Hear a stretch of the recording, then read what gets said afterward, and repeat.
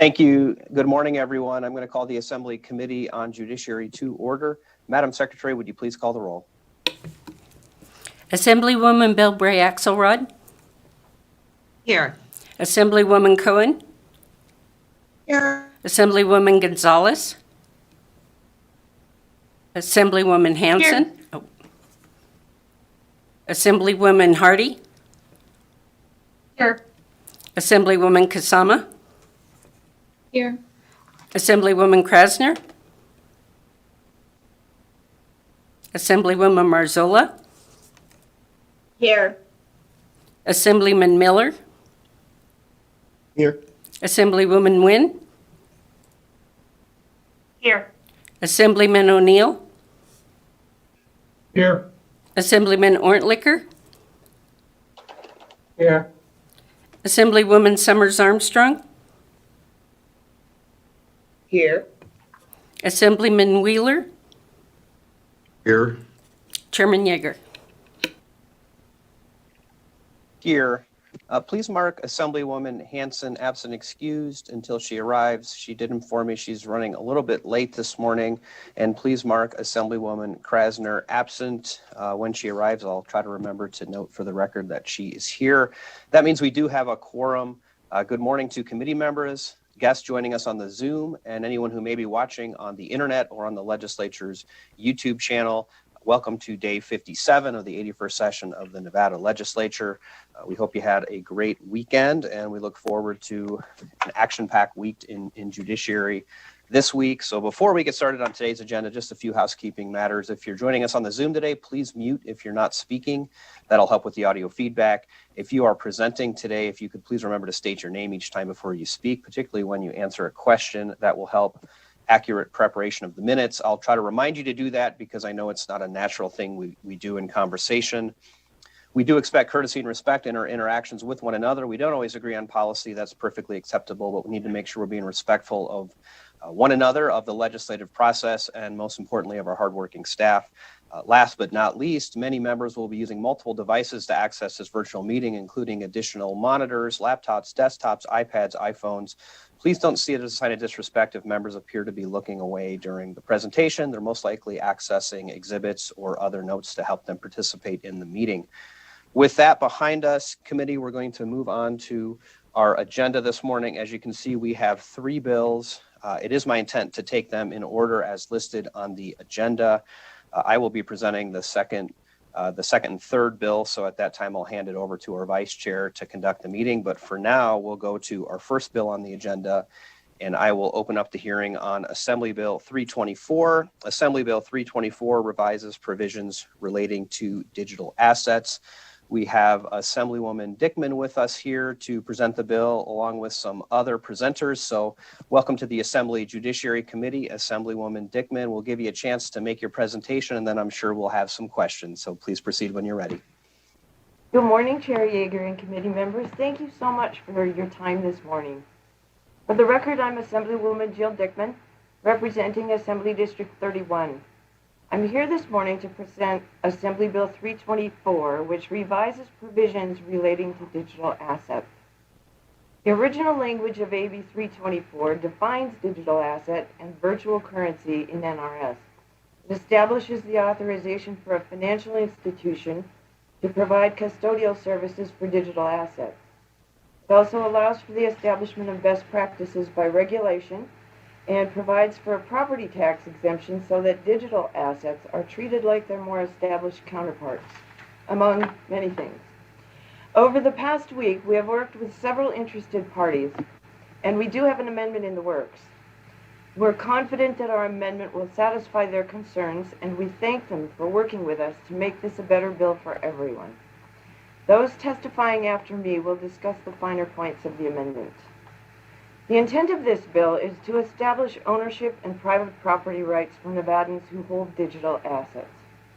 We're not only trying to promote business in Nevada, but we're helping our individual constituents who have determined that holding digital assets is a good investment for them. I'm bringing AB 324 before you today because I believe that we must make sure that Nevada's economy is open and ready for the changes that are taking place in finance and technology. We definitely do not want to get left behind. With that, Mr. Chair, I'd like to turn it over to John Sandy with our Argentum partners, and he will then introduce our subject matter experts who can walk you through the more technical points of this legislation. Thank you, Chair. Thank you, Assemblywoman. Appreciate those introductory remarks. Mr. Sandy, welcome to Assembly Judiciary, and please go ahead. Thank you so much, Mr. Chair. It's wonderful to be here. Thank you, committee members. For the record, my name is John Sandy IV with Argentum Partners, here today on behalf of the Blockchain Center Foundation. I'm really excited for this opportunity to be here today to start your week out with what I think is just a tremendously fascinating conversation that's going to take place around where law and technology are going to intersect. The technology we're going to talk about isn't actually all that new. Its origins can be traced back all the way to the early 1980s. However, with the rapid expansion of personal computing and the power of computers throughout the world, the applications of blockchain technology have manifested themselves much, much more. And now we can talk about applicabilities in finance, real property transactions, shoot movie tickets, all kinds of different opportunities to use this technology to the benefit of commerce. Now, excuse me. It's all these applications, I think, that give a lot of people some confusion about what blockchains is. And I've done some research trying to educate myself on everything about blockchain. And I came across this TED Talk from a professor who really simplified it for me and gave me my aha moment. And that was that blockchains offer trustworthiness. Our current system is a trust but verify system with heavy emphasis on verify. For example, my wife and I, we just recently refinanced our house, and I got to be honest, I think my arm is still a little bit sore from all the signing that we had to do, all the documents that the banks require us to sign to do a relatively simple transaction, which we think that you should be able to just go down to the recorder's office and check the records to find out who owns that. But the banks know that those records are fallible, that they're capable of being changed, or that there's mistakes that could happen, and all number of things that make banks have to hire title companies and insurance companies, lawyers, notaries, you name it, to get a simple transaction completed. What blockchains offers is the ability to create trustworthiness in the system, that individuals can transact amongst each other, and when one person says that they own something, the other person can take that and literally know that is the case. And so what we're addressing is, as Assemblywoman Dickman indicated, are digital assets, currencies, to provide in law what ownership means and how ownership can be proven. And these are really the foundations and the building blocks from which we will be able, over a course of several sessions, to craft and incorporate blockchain technology into our everyday systems of commerce. So I hope you're all as excited as I am to get into the nuts and bolts of this. It's a fascinating conversation. I've been privileged enough to talk with individuals such as Senator Orenshaw and Shay Backus, who is the chair of the Uniform Commercial Committee, and the legal experts that they brought in with us. The Commissioner of Financial Institutions was very gracious with her time. All these people, I think, we're incorporating their thoughts and are very encouraged that we will come back with a very strong, comprehensive bill that's going to really move us forward. And so we're very excited. Once again, want to thank Assemblywoman Dickman for agreeing to run this legislation, and want to thank all of you for your time and your consideration. At this point, I'd like to turn it over to Nick Spanos to give you a little bit of introduction into the bill. Thank you, Mr. Sandy, for your remarks, and welcome, Mr. Spanos. Please go ahead. Oh, thank you for having me. Thank you, Chairman Yeager and members of the committee. Thank you, Jill Dickman and her office, her whole office and her team, for being so helpful. I want to thank Matt, of course, and Argentum. And I'm Nick Spanos. I opened the first cryptocurrency exchange 100 feet from the New York Stock Exchange in 2013. I'm an activist. I don't know anything about exchanges, but I understood at the time, because I'm also a computer programmer, and I consider myself an inventor. And I have, at one point, I've had 30% of all the blockchain patents, including blockchain voting, blockchain paper ballot voting, multi-branch blockchain, and many more. And I've been educating people from all walks of life. As a matter of fact, I'm in Dubai right now, where we're educating members of the Sheikh's office in Dubai and other places, and also Abu Dhabi in a couple days. And we've been coming back and forth here, and many other places, Sri Lanka. I mean, I don't know, Belarus, all over the world. And it's a difficult thing to understand. To bring it to a simple place, if it's DNA for data, and the private key is the password. So if you believe that you own your data, or you own your property, or you own the right to sign for it, you would have the password. But somewhere it says that you shouldn't have the password, and only banks should have a password. And I think that wouldn't go that well with people who own things such as a property or cattle, or meaning commodities, and the way commodities are traded, futures, and they have, with blockchain technology, the underlying asset is so easily transferable that even cattle would have a password for the livestock. Each livestock could have its own password if it's the system set up that way. For the computer to move around, it doesn't have to be a human remembering it to type it in, but the computer to move around that asset, the owner would have to have the private key for it. And it looks like there's been some type of mistake, and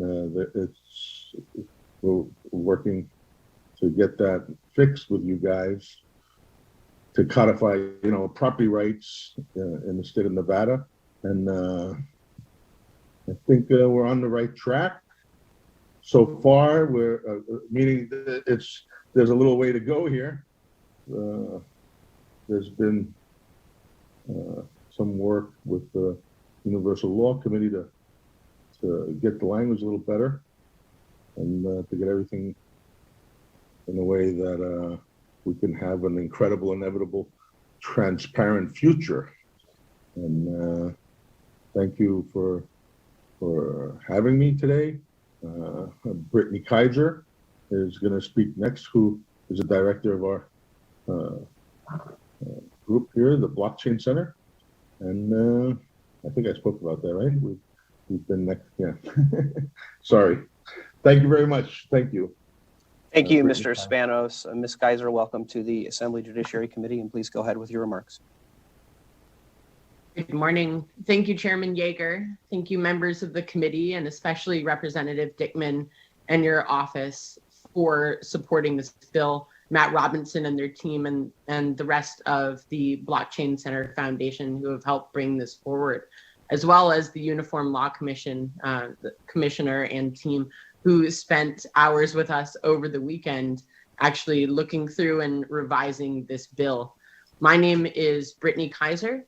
I am also, as Nick Spanos is, an activist in the digital asset space. Since early 2018, I have specifically been working with the state of Wyoming in order to write and pass what is now 20 laws on digital assets and blockchain technology that have brought tens of billions of dollars back to the United States, that were formerly run by Americans all over the world that felt like if they started a blockchain technology company in the United States, that there was not enough regulatory certainty for them to know how to run their business and feel safe that they could continue to own and control their assets and run their companies the way that they needed to. So for the past 3 years, we have now seen thousands of companies either starting in the United States or repatriating to the United States, which is incredibly exciting. I currently sit on multiple subcommittees of the Wyoming Congressional Standing Committee on Blockchain, FinTech, and Digital Innovation, We have a couple more laws even that are about to go through and should become law this summer, which we're really excited about. And I've also spent a lot of time now with 12 different states that are looking to pass similar legislation to Wyoming, as well as 20 other countries that are passing similar Wyoming legislation as the blockchain industry and digital assets gain global mass adoption. So firstly, in addressing AB 324 as we're discussing today, I would like to let the committee know that we have already been significantly revising this bill because we took into account the letters that we have already received that had specific concerns or questions about the bill. And we have spent the past week making sure that all of those questions were addressed, especially spending this Saturday with the Uniform Law Commission, making sure that everyone on their team was completely comfortable with what we were actually trying to do in the end, and that there was nothing in the bill that would unjustly be affecting industries that we do not seek to create further definition within. So although maybe not all of you have access to the revised version yet, I really do think the amended bill is succinct, it's very to the point, and it helps protect not just individual rights, but the rights of companies in a widely growing industry that are bringing tens, if not hundreds of billions of dollars into the United States, which is incredibly exciting and something that I think the state of Nevada will definitely want to be a part of. So what we think is most important about this bill, I'm going to address the sections that we kept in our amended version. First, in 11C, we think it's incredibly important that we are codifying virtual currency and clarifying that it is an intangible asset, but also an intangible personal property. In 12(1) through 6, it's extremely important because we're really allowing for the first time for loans to be taken off of digital assets to perfect security interests. Speaking to the ULC members over the weekend, they were extremely excited about that as well. And so when we came to agreement upon that point, we decided to edit this bill to make sure that that was possible because they saw that as something that was important to the industry and something that they didn't need to compromise on, something that we could completely agree about. So I really think that when most big financial institutions these days are using Bitcoin and other virtual currencies to create financial instruments and to create loans and entire new industries out of it, it's not surprising that individuals would like to take advantage of their personal digital assets. And to use an example that was used earlier by one of my colleagues, if, for instance, I wanted to take a mortgage out on my house, to be able to lean upon my digital assets would be really important for people like me and for anyone else that holds digital assets. On Section 12, we think it's incredibly important that we've defined control of a digital asset to allow people to transfer control if they were to become a debtor, that they don't have to give away their private keys, which is their password, but they would enter into an arrangement that is both legal and technical that would give up that control and implement that process to transfer full control if for some reason anyone were to default. In Section 21, we are exempting digital assets like Bitcoin and other intangibles from property taxation in the state of Nevada. The state of Nevada already has incredible laws in the sector, which is, of course, why we have so many friends and colleagues that have set up their businesses there already and are really looking forward to their digital assets being treated in a similar manner. In Section 23, we are exempting peer-to-peer virtual currency platforms that don't use any fiat currency or legal tender. They don't act as custodians, and therefore they shouldn't need a money transmitter's license. That's both for the platforms and businesses themselves, as well as individuals. In fact, this entire legislative process in Wyoming kicked off when a colleague of mine called Caitlin Long found out that she needed to have a money transmitter's license in order to donate to her alma mater in Bitcoin. She was just trying to donate to her university to create a fund for female engineers and found out that she needed to change a law in order to do that. And so we believe that Nevada should extend those same rights that we've now achieved in Wyoming. And so I wanted to thank the committee, and thank everyone testifying again, as well as Representative Dickman's office, the Uniform Law Commission, and our colleagues for working so hard on this to make sure that Nevadans and the industry that exists in the state of Nevada have clear legal rights under the law for digital asset ownership, and of course, for being able to perfect security interests.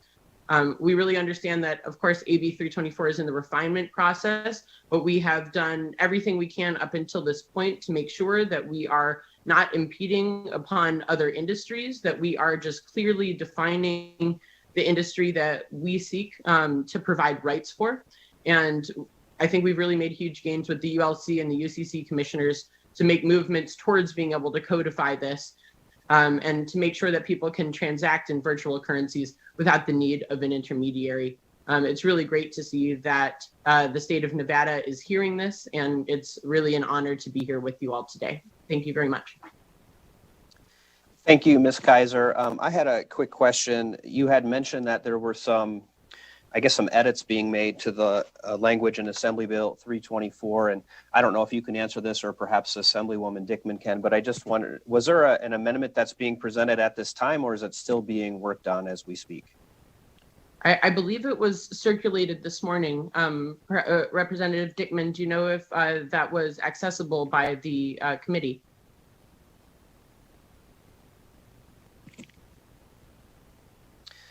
Assemblywoman Dickman, I think you're still muted. I keep muting my unmute. Anyway, Assemblywoman Dickman, for the record, perhaps John Sandy can answer that. I believe we are still working on that amendment. But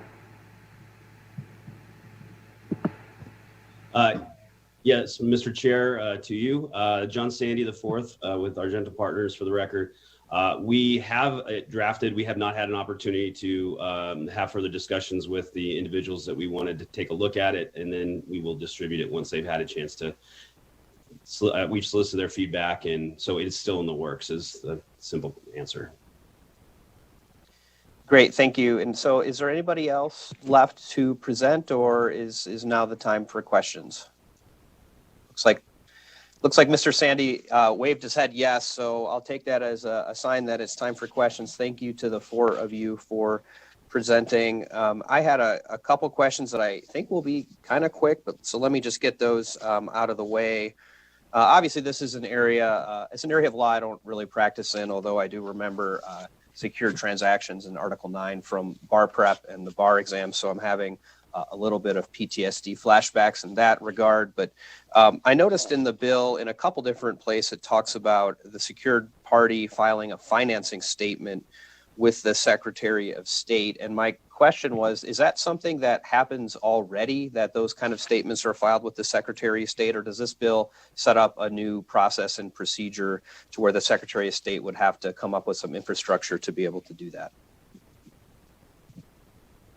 And I'm not sure who wants to take that. I see Ms. Kaiser unmuting. So if you could please just remember to state your name before you answer the question. Thank you, Chairman Yeager. Brittany Kaiser, for the record. So that is actually one of the parts that we have removed from the bill.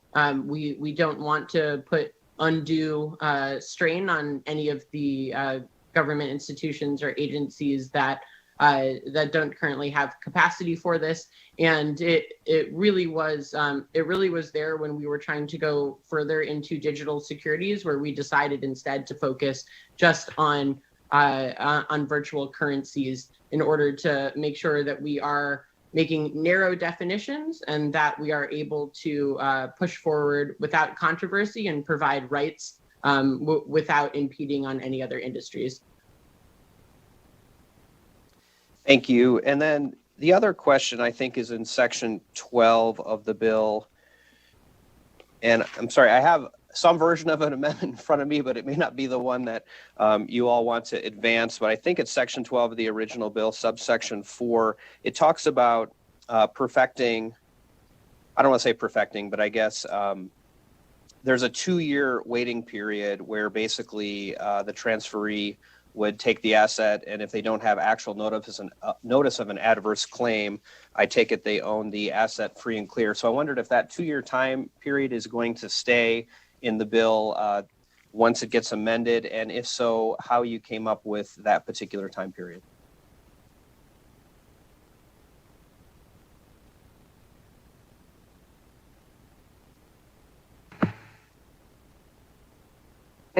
Kaiser or Mr. Sandy, do you have the amendment language? Thank you. I'm just checking. I believe that section 12. Sorry. Thank you, Mr. Chairman. Thank you, Representative Brittany Kaiser, for the record. So Section 12 of the current bill that you're holding has become Section 7, and we have kept in the 2-year time period. From what I understand, that's exactly the same as what we have passed in the state of Wyoming, and also what other states are considering at the moment, which is why we've decided to keep it uniform with the interest to make sure that upon our opportunity to achieve federal law in this area, that states are in agreement upon this.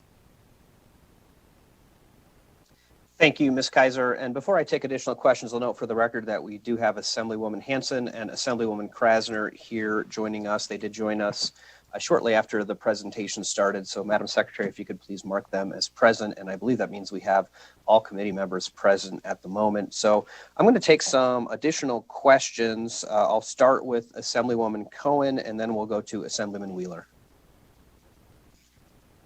Thank you, Chair, and I'm not sure who to ask this to, but so my understanding is there's no agreement between the American Law Institute or the Uniform Law Commission and you at this point, but that the ALI and the UCC or the ULC have been working on this for a while. Just the same topic, to have some uniform law in the state between the states. For the benefit of businesses, so they've got some clarity.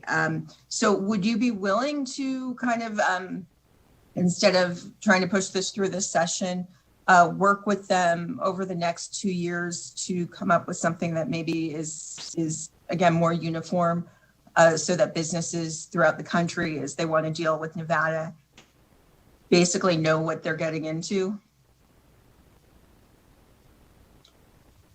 Mr. Chairman, to you, or through you, to Assemblywoman Cohen, John Sandy IV for the record. We definitely look forward to working with the Uniform Law Commission in the interim, and they extended an offer to participate in some of their committees and subcommittees, which I think we're very excited for that opportunity. With regards to what we're looking at here, our hope is that we can at least start the ball rolling. There are other states that are getting head starts on us, and we think that there's an opportunity possibly, and I don't want to speak for the Law Commission. I'm sure they will come and testify as well, and you can ask them directly. But I think there are, as we stated, some probably non-controversial points that we would like to see if we could explore this session.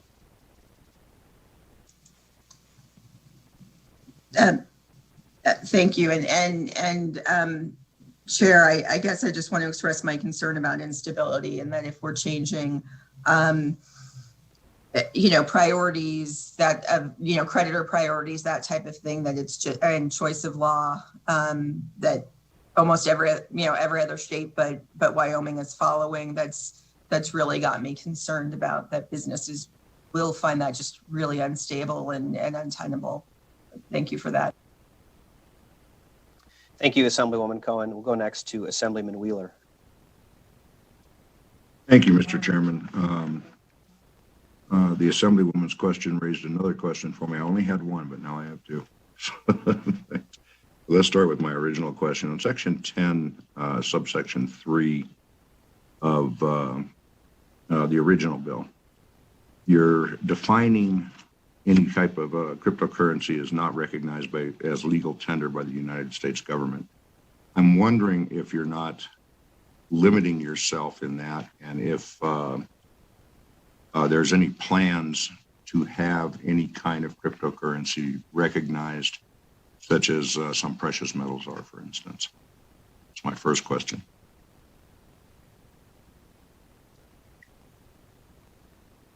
Thank you, Assemblyman Wheeler. Brittany Kaiser for the record. Firstly, we would like to leave that decision up to the federal government. From all public reports, it looks like the Treasury might be producing this summer at least one or two possible versions of what a digital dollar would look like, which would be a virtual currency on the blockchain, but I believe also intended to be a digital legal tender. So we don't seek for any of the current virtual currencies to become legal tender under a federal definition, but of course, you know, that is up to the agencies that regulate, and we will continue to be in conversations with them to see if anything changes. But for now, the property or intangible personal property definition makes the most sense in order for commerce to continue. Thank you.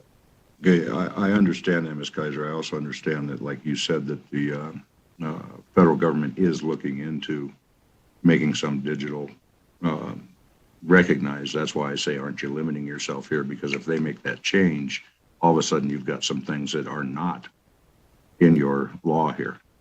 So you'll have some cryptocurrency that you won't be able to exchange in Nevada because it wouldn't fit the definition. But the other question I had for Mr. Sandy, even though he's got a helmet behind him there that I really don't want to look at, but he's, but John, or Mr. Sandy, I'm sorry. If we wait 2 years and go through much more negotiations with other people, et cetera, instead of getting this bill passed and then do those negotiations and coming back in 2 years to make the changes that are necessary for more uniformity, do you have any idea how much business we would lose in the state as far as business coming in? Mr. Chair, through you to Assemblyman Wheeler, John Sandy IV for the record. I wish I could tell you. I think the only thing I could point to is maybe the experience that Wyoming is having right now. And you heard Ms. Kaiser reference the amount of investment and money and startup businesses that are coming to that state because of their recognition of digital assets as personal property. I think there's tremendous opportunity, especially with the new industries that have already started coming, and I think more that would want to come. So I would be concerned that 2 years biennial sessions are good in a lot of fashions, and others they don't allow for expedited reviews sometimes. So I think we want to be at the forefront of this, and I think there's an opportunity for us to be consistent and have uniformity. Working with folks, and we look forward to doing that as we hope to progress. Okay, thank you, Mr. Sandy. I appreciate it. And good luck to your team next year. They're going to need it.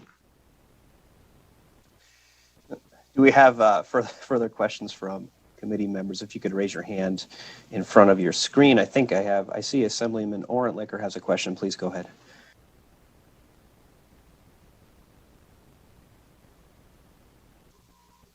Thank you, Chair. David Orentlicker, Assembly District 20 for the record. So I think it was Ms. Kaiser, you said that you hope to advance the non-controversial parts, or that might have been Mr. Sandy. So does that mean that when you come back with an amendment, it will be with all agreement by you and the ULC and ALI representatives? Mr. Chair, through you to Assemblyman Orentlicker, that is absolutely our hope. I think, and I don't want to speak for them, but having participated in a very robust, very detailed conversation with some of the experts in secure transactions, the UCC and all of that, I took away that we had a lot more in common than we didn't. And at least as far as intent goes and what we are hoping to accomplish, I think there was a lot of agreement. There might be some disagreement on exactly how we get there, but that's what we're working towards, is to craft language that puts everybody and allows everybody to come holding hands to the table. Thank you. And that was Mr. Sandy for the record. I know it's a little harder on Zoom to remember to do that, Mr. Sandy, so perfectly okay. Other questions from committee members on Assembly Bill 324. I think I have you all on one screen here, so let me canvass the members and see if there are additional questions. Assemblywoman Krasner. Thank you, Chair.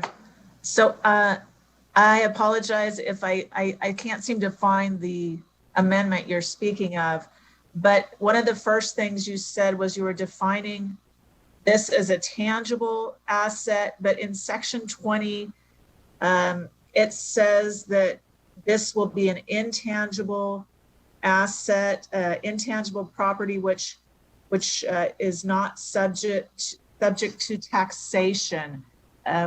What is your intent regarding taxation when the cryptocurrency is used? Thank you.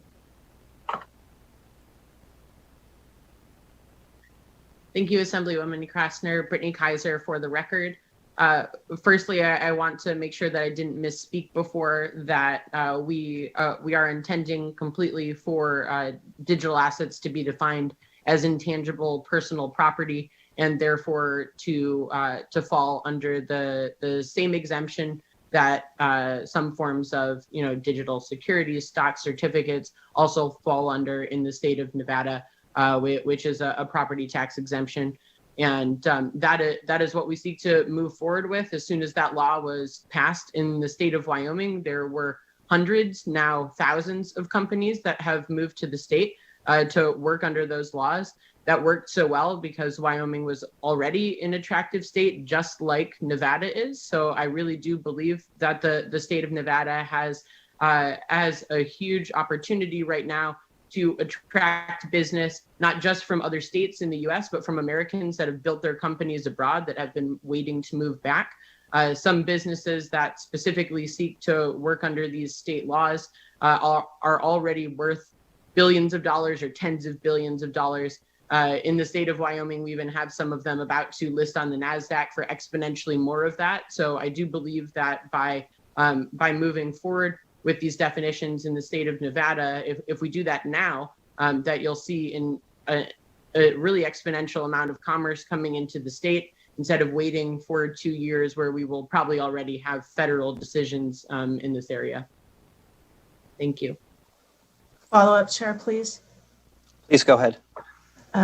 Thank you very much, Assemblywoman Lisa Krasner, for the record. So if it will be an intangible property, in section 21, it says that then all intangible property has an exemption from taxation.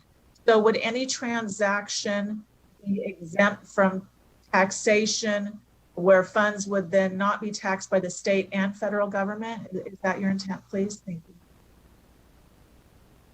Thank you, Assemblywoman Krasner, Brittany Kaiser, for the record.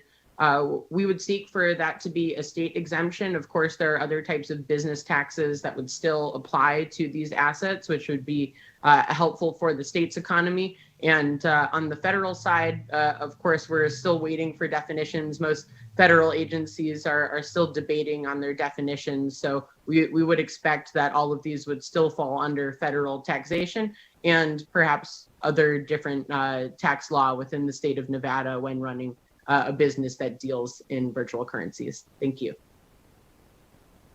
That's fine, Chair. Thank you. Thank you. Any additional questions before we move to testimony? All right, I don't see additional questions, so I want to thank our presenters for presenting this morning. We'll just ask you to sit tight for a moment. We'll take some testimony, and then we'll have a chance to come back for concluding remarks. So at this time, I'm going to open the hearing for testimony in support of Assembly Bill 324. Is there anybody on the Zoom with us who has not yet spoken, who would like to testify in support of the bill? If so, if you could please turn your camera on, unmute, and let me know.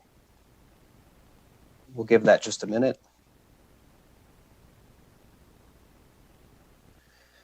Okay, I don't see any activity on the Zoom. BPS, could we go to the phone lines to see if there's anybody there who'd like to testify in support?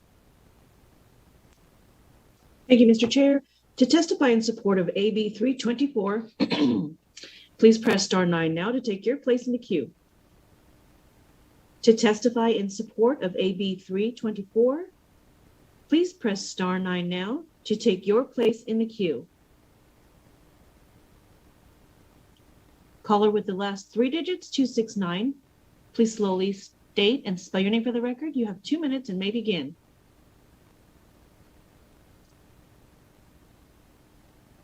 Caller with the last 3 digits, 268. Please slowly state and spell your name for the record. You have 2 minutes and may begin.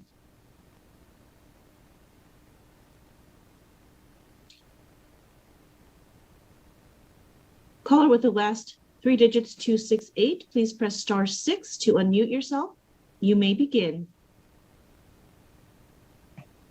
Good morning, Chair Yeager and members of the Assembly Judiciary Committee. My name is Reagan Comas with R&R Partners, representing Blockchains LLC.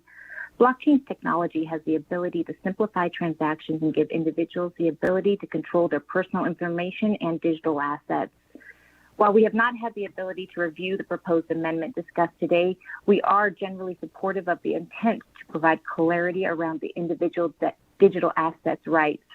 We'd like to thank Assemblywoman Dickman for bringing this bill forward and look forward to working with all parties moving forward. Thank you.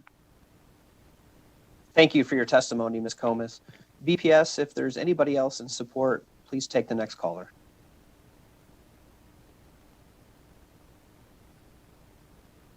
Again, we are in support of AB 324. Please press star 9 now to take your place in the queue. Chair, there are no more callers in the queue for support of AB 324 at this time. Thank you, BPS. I will close testimony in support. I will now open it up for testimony in opposition.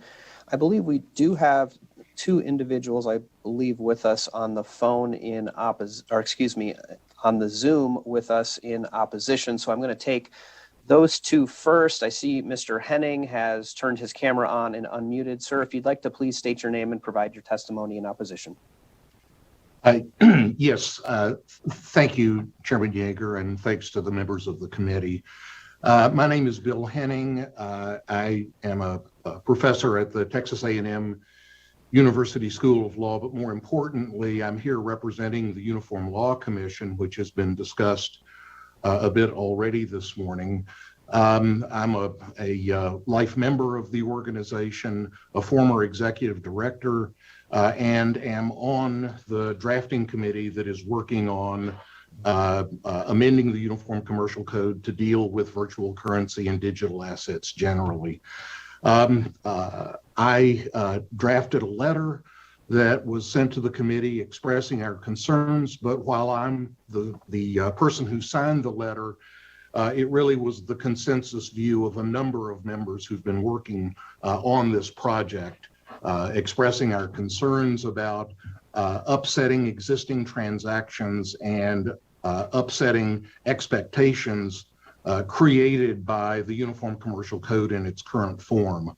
I do want to say that we are not opposed to the other aspects of the bill other than those dealing with the Uniform Commercial Code, and we are not in opposition to Nevada, I'm sorry, I mispronounced that, to Nevada, doing something that is non-uniform in this space, nor are we concerned about the fact that it promotes blockchain technology. Our concern is technical and has to do with preserving the very important stabilizing regime established by the Uniform Commercial Code. I'm at a little bit of a loss this morning because of some of the discussion that has gone previously. I know that there was a very constructive meeting Saturday morning that I had hoped to attend. Professor Keith Rowley of UNLV, who's also a commissioner, is here and did attend that meeting and can perhaps talk more specifically about it. But I know that several members from the ULC and several of the folks who've testified this morning were present, and I have heard that it was a very constructive discussion. We certainly would like any proponent of the bill to work with us in our project. It's an open project. Everyone has a seat at the table. Everyone has a say. With regard to the revised bill that has been discussed, we have not yet seen the language. While the testimony was going on, I sent sort of a quick email to everyone involved in Saturday's meeting and the leadership of the Uniform Law Commission. And all I can say is that no one has seen the language that is in a leadership position, and we are not in a position to approve or disapprove of that language. We are certainly willing to work with the proponents. I understand that some work was done over the weekend. We would be delighted to continue that work and bring as much expertise as we can to the process. Whether that will lead to language that does not do harm to the existing UCC regime remains to be seen. So I don't want to speculate on what that new language may or may not do, but I do want to make clear, and I have this from the chair of the drafting committee, from the executive director of the Uniform Law Commission, and from everyone within the ULC who was a party to the meeting on Saturday morning, that we have not carefully reviewed the language and have not given our approval to it. So I want to be positive. I want to be constructive. Again, we are very willing to cooperate and work with the proponents. I do understand that everything was positive about the Saturday morning meeting, and I appreciate that. I want to be brief, so I'll rest my testimony here. Thank you, Professor Henning, and thank you for your work with the Uniform Law Commission. And certainly don't expect you to comment on language that I don't think we have quite yet. So I just want to say thank you for your willingness to continue to work with the sponsors. And to the sponsors, obviously, Professor Henning has a wealth of experience in this realm, so I would ask you to continue those conversations with him. And thank you so much for your testimony this morning, sir. And I see that I think... give me 1 second here. Professor Rowley has turned on his camera. Sir, if you'd like to unmute and state your name and provide your testimony, please. Yes, good morning. My name is Keith Rowley. I'm a professor at the University of Nevada, Las Vegas School of Law, William S. Boyd School of Law, where I've taught commercial law for the last 20 years, having previously taught it elsewhere. As Commissioner Henning, Professor Henning said, I am also a Uniform Law Commissioner. I'm part of the Nevada delegation, and that has given me more cause to be involved in the legislative process than I had prior to becoming a commissioner. But when the several amendments and revisions to other articles of the Uniform Commercial Code were being circulated in the early 2000s, former Senator Kerr and former Senator Amidei reached out to me and asked me for advice and counsel on what Nevada should do with regard to those things. Even though I was at the time much younger than I am now, not yet a Uniform Law Commissioner and not yet a member of the American Law Institute, which I am also. I find myself in well, I'm sorry. And the third thing I want to say is while I am here in part as a representative of the Uniform Law Commission, and because I am a Uniform Law Commissioner, I'm also here for the sake of Nevada law. I've taught more than 1,500 practicing attorneys in Nevada who graduated from the Boyd School of Law just in my classes since I've been here, several of whom are now in the legislature, some of whom are on the bench. I'm very much concerned that we get Nevada law right. And the bill that was, as it was originally drafted, created a significant number of very serious complications, some of which I think, based on the very productive conversation that we had Saturday morning with my friend and colleague Juliet Moranchiello, who's the vice chair of the UCC and Emerging Technologies Drafting Committee, Professor Henning was referring to, Ben Orzeski, who's chief counsel of the ULC, and then the various speakers several of the speakers, Mr. Sandy and Ms. Kaiser, Mr. Poole, who hasn't spoken, I don't think, unless I blinked out momentarily. But we had it was a very constructive conversation. I think everybody on our side, if we want to characterize it that way, came out of it, hopeful.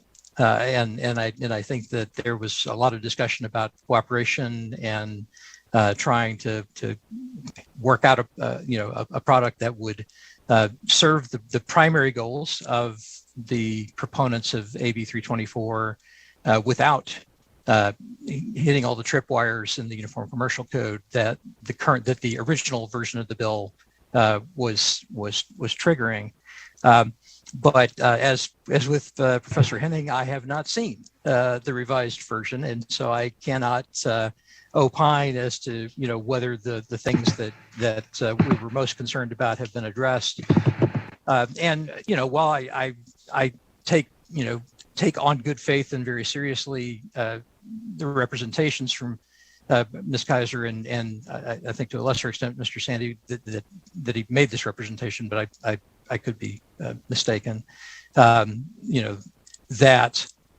this new version, whenever we see it, will have extracted from the original version the things about which we expressed our concerns and that implicated the Uniform Commercial Code. Well, I can't say the fact of the matter because again I haven't seen it. My first take is that can't be true because we just had a conversation between Assemblywoman Krasner and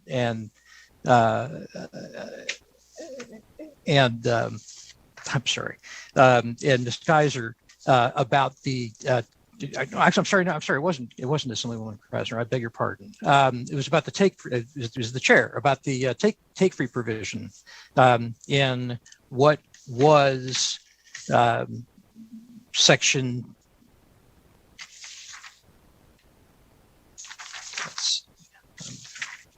My pages here. I beg your pardon. What was section 12 sub 4 about the 2 years after taking the asset, after acquiring the asset, take free of all claims that you don't have actual notice. That's a commercial law proposition that fundamentally changes the way that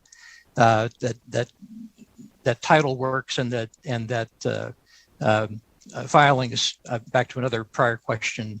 Filings with the Secretary of State's office, that is, in fact, the only way right now to perfect the security interest in digital assets because they are deemed general intangibles under the Uniform Commercial Code, and so there would be filings. So, I think that there is still a good chance that we can work out the issues that we're concerned with, and I think that the proponents of the bill are acting in good faith.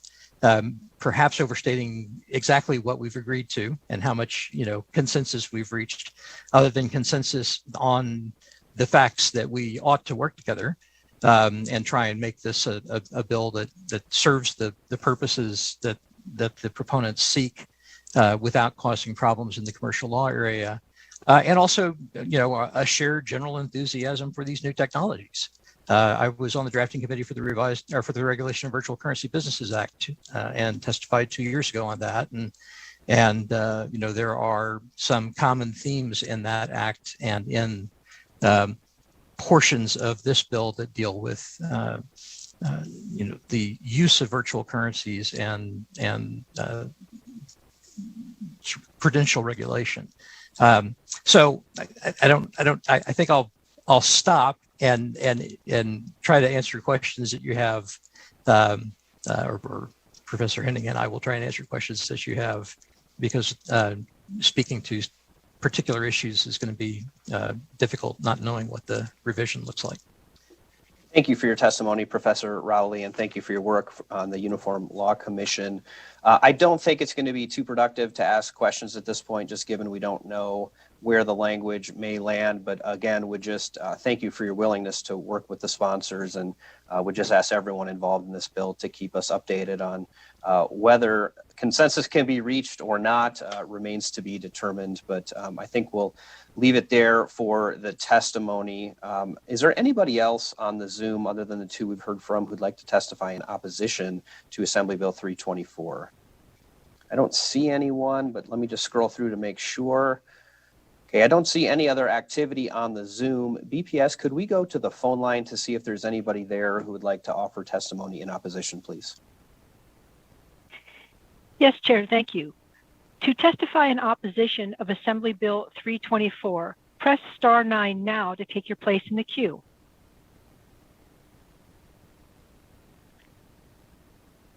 And our first caller with the last 3 digits of 478, please press star 6 to unmute yourself and slowly state and spell your name for the record. You will have 2 minutes and may begin. Hi, can you hear me? We can hear you. Oh, excellent. My name is Adam Barrington, ADAMBARRINGTON. Thank you for your time. There's all this talk about how we can diversify the state economy and how we have to make the state economy appealing for blockchain and other corporations. And I mean, we hear this stuff from Nevada politicians all the time, and this more or less is just continue to make Nevada an attractive hot carcass for these vultures to come pick the bones clean. Nevada politicians continually talk as though Nevada hasn't already made itself an extremely attractive and attractive state for predatory businesses like Tesla. Nevada bends over backwards to make sure that people like Elon Musk. Can I just ask you? Can you speak to the bill in front of us, please? Or if you have concerns or opposition to the bill? So this has to do with the innovation zones. This has to do with the fact that blockchain and other corporations are going to be able to establish their own government. This is not the innovation zones bill. That's a different bill that we may or may not hear. So if you could limit it to this particular bill, which has to do with virtual currencies, Article 9 of the UCC, and secure transactions, please. All right, no problem. Well, anyway, I yield my time in that case. Hey, thank you for your testimony, Mr. Barrington. And again, just so everyone's clear, this is not the so-called innovation zones bill. This is a Article 9 UCC secured transactions bill. BPS, could we go to the phone to see if there's anybody else in opposition? To testify in opposition of Assembly Bill 324, press star 9 now to take your place in the queue. Chair, at this time, there are no callers in the queue. Thank you, BPS. I'll close opposition testimony. I will now open neutral testimony. Is there anybody on the Zoom who'd like to testify in the neutral position on this bill? I don't think there is, but let me just scroll through and make sure. I don't see any activity on the Zoom. BPS, could we go to the phone lines to see if there's anybody there in the neutral position? To testify in the neutral position on Assembly Bill 324, press star 9 now to take your place in the queue. All right. And we will begin with the caller with the last 3 digits of 306. Please state your name and spell your name for the record. You will have 2 minutes and may begin. Good morning, Chair and committee members. I am Sandy O'Loughlin, SandyOLaughlin, Commissioner of the Financial Institutions Division. I'm here today to testify in the neutral position to AB 324. We have met virtually with the requesters of the bill and with Stephen Wood of Assemblywoman Bickman's office to discuss the bill. There are several items that need further clarification on, and the requester is working on those items. We are anticipating amendments to the bill and look forward to reviewing those and continue to work with the stakeholders. Thank you for your time, and I am open to answer any questions the committee members may have. Thank you for your testimony in neutral, Ms. O'Loughlin. BPS, could we see if there are additional callers in the neutral position, please? Yes, Chair.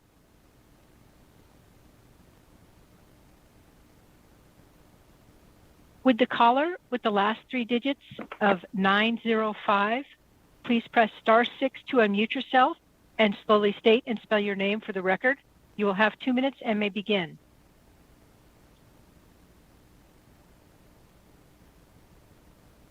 Caller with the last 3 digits of 905. Please unmute yourself and begin your testimony.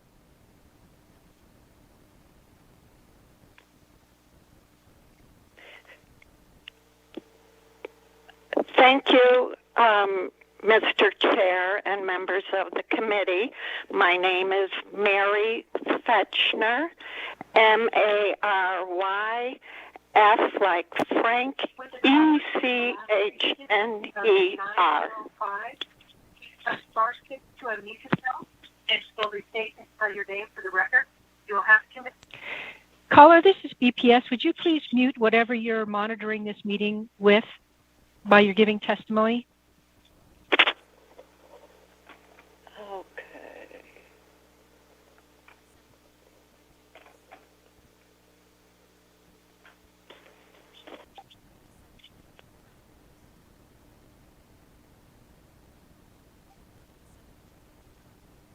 Can you hear me?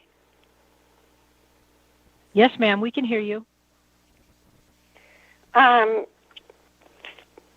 you, Mr. Chair and members of the committee. My name is Mary Fetchner, Fecchner. I am registered as neutral in this position.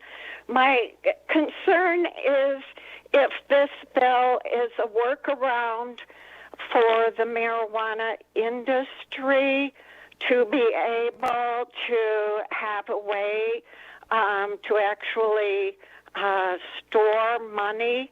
I don't know much about it, but it seems like my understanding is they cannot bank the money they have because marijuana is against federal law.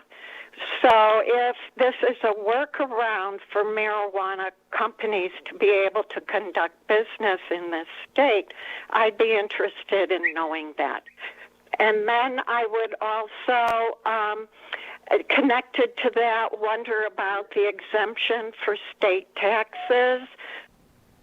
The marijuana bill, the marijuana industry brings in a lot of money, and would this exempt them from being able to be taxed for what they're bringing in? And my third and final question is, what is the nature of the businesses moving into Wyoming? What type of businesses are flooding Wyoming? Is it a drug? More marijuana businesses stating themselves as being functioned and based in Wyoming. Thank you very much. Thank you for your testimony, Ms. Fetchner. I would encourage you to reach out to the sponsor of the bill to try to get some of those questions answered. I don't want to speak for them. BPS, is there anybody else in neutral? Yes, Chair. We'll move on to the caller with the last 3 digits of 742. Please press star 6 to unmute yourself and slowly state and spell your name for the record. You will have 2 minutes and may begin. Good morning, Chair Yeager and members of the committee. My name is Jimmy Lau, Jimmy, last name Lau, Lau, with Ferrari Public Affairs representing the Nevada Credit Union League. The Nevada Credit Union League is neutral at this time. We are supportive of the concept of further establishing a regulatory framework for digital assets in Nevada, but would like to ensure all financial institutions, including credit unions, are afforded the ability to participate under the provisions of this bill. As more consumers adopt the use of emerging technology, it is important for all financial institutions to have clear guidance on how they may interact with these assets and provide services to the consumers. We thank the Assemblywoman and the bill proponents for working with us to ensure credit unions are specifically included and look forward to moving our position to support should the bill be amended to include our members. Thank you. Thank you for your testimony, Mr. Lau. BPS, are there additional callers in the neutral position? For those who have recently joined the meeting, we are taking testimony in the neutral position on Assembly Bill 324. To provide testimony in the neutral position, press star 9 now to take your place in the queue.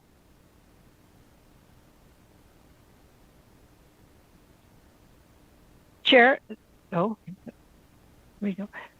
Caller with the last 3 digits of 200, press star 6 now to unmute yourself.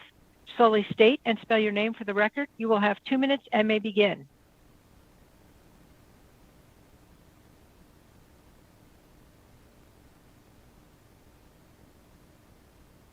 Caller with the last 3 digits of 200, press star 6 to unmute yourself and begin your testimony.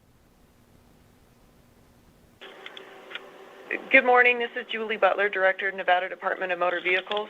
Are we on AB 400? Not yet. No, We ma'am. are on AB 324 still. Okay, thank you. I wish to speak on AB 400, so I will wait until then. Thank you. You're welcome. That's the next one up, so it shouldn't be too long before we get there. BPS, are Thank there other you. callers? No problem. Are there other callers in neutral? Once again, to testify in the neutral position on Assembly Bill 324, press star 9 now to take your place in the queue. Chair, there are no more callers in the queue.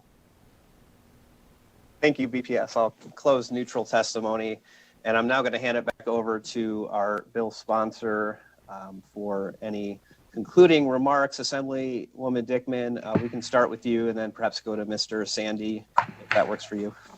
Perfect. Thank you so much, Chair, and thanks for all the time that you've given us today, you and the committee members. I'd also like to take the time to acknowledge everyone.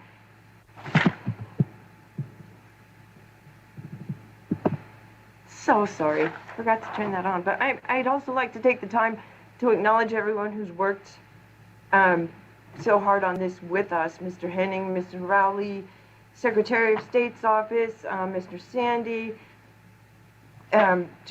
We've had so much help, it's just been great. And I believe it's critical for Nevada to keep up with economic changes. The fact of the matter is that technology advances, our economy evolves, and we as a legislative body need to do our best to stay ahead of it. We must ensure, for the sake of those that we represent, that our state's legal framework doesn't leave them out in the proverbial cold as the free market advances. As you heard during the hearing, this technology has brought billions of dollars in assets back to the U.S. Let's make sure that Nevada is a leader in this effort. Thank you so much. Thank you. Mr. Sandy, any concluding remarks? Yes, Mr. Chair, just real briefly. First, to address the caller's concerns, she's more than welcome to reach out to me. But this is not intended to apply to marijuana companies solely. In fact, I believe in Wyoming, marijuana is still illegal. And so those companies are not going to Wyoming for that. It's more of the fintech companies that we're attempting to attract and that are currently going to Wyoming. I hope I didn't misstate. Obviously, my optimism from the conversation, it was a very interesting conversation intellectually and otherwise, and I really enjoyed it. My intent was not to speak for others. I tried to go out of my way to say that my perception of the meeting was what it was, and I didn't intend to put words in other people's mouths, but I will guarantee and put on the record that we look forward to working with them. They will see the amendment as soon as we can get it to them. And I think from our perspective, the important parts are to define digital assets and the property rights that people can obtain, that those assets can be transmitted without using an intermediary. And those are the main issues that we're hoping that we can address, and and obviously in a more scaled back fashion. With that, Mr. Chair, again, thank you all for your time and attention. We really appreciate it. Thank you, Mr. Sandy, and Ms. Kaiser, we'll give you the last word. Thank you so much, Chairman Yeager, members of the committee, and to everyone that has participated today.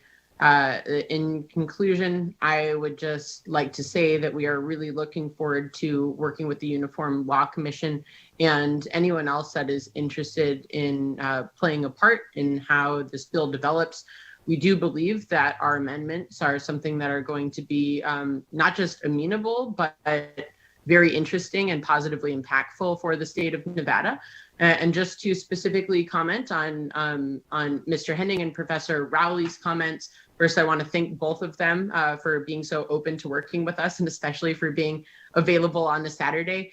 I just wanted to say that the biggest concerns that came out of Professor Rowley's letter and some of the ULC's comments were things that we specifically sought to remove, such as the definitions of consumer digital assets, which could accidentally disrupt the chattel paper industry. So we decided to take out all of that. Going too far into digital securities, where there isn't a lot of agreement on those laws. And that's where some of the Secretary of State registrations came out of the bill. So if that's required under Nevada's UCC for perfecting of a security interest, very happy to put that back in.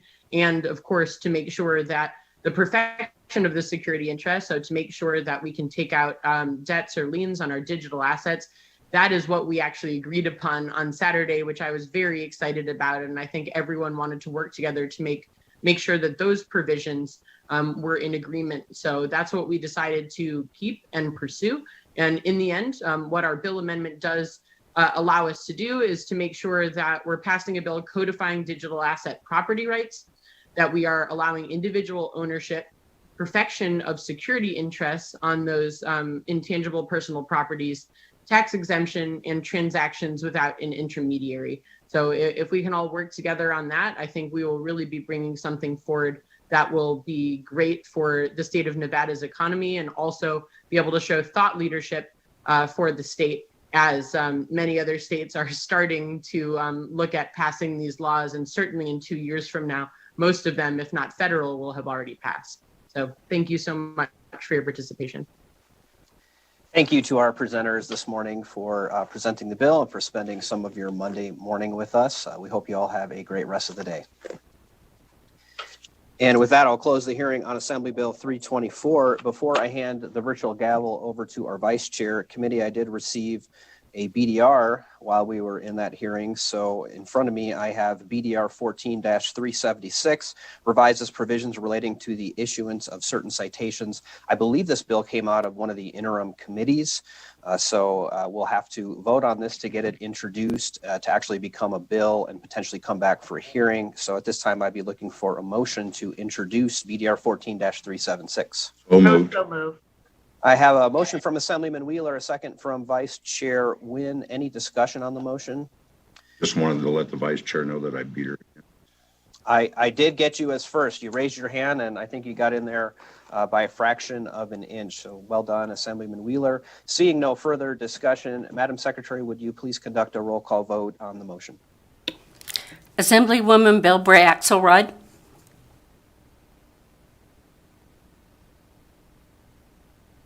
Assemblywoman Cohen. Yes. Assemblywoman Gonzalez. Yes. Assemblywoman Hanson. Yes. Assemblywoman Hardy. Yes. Assemblywoman Kasama.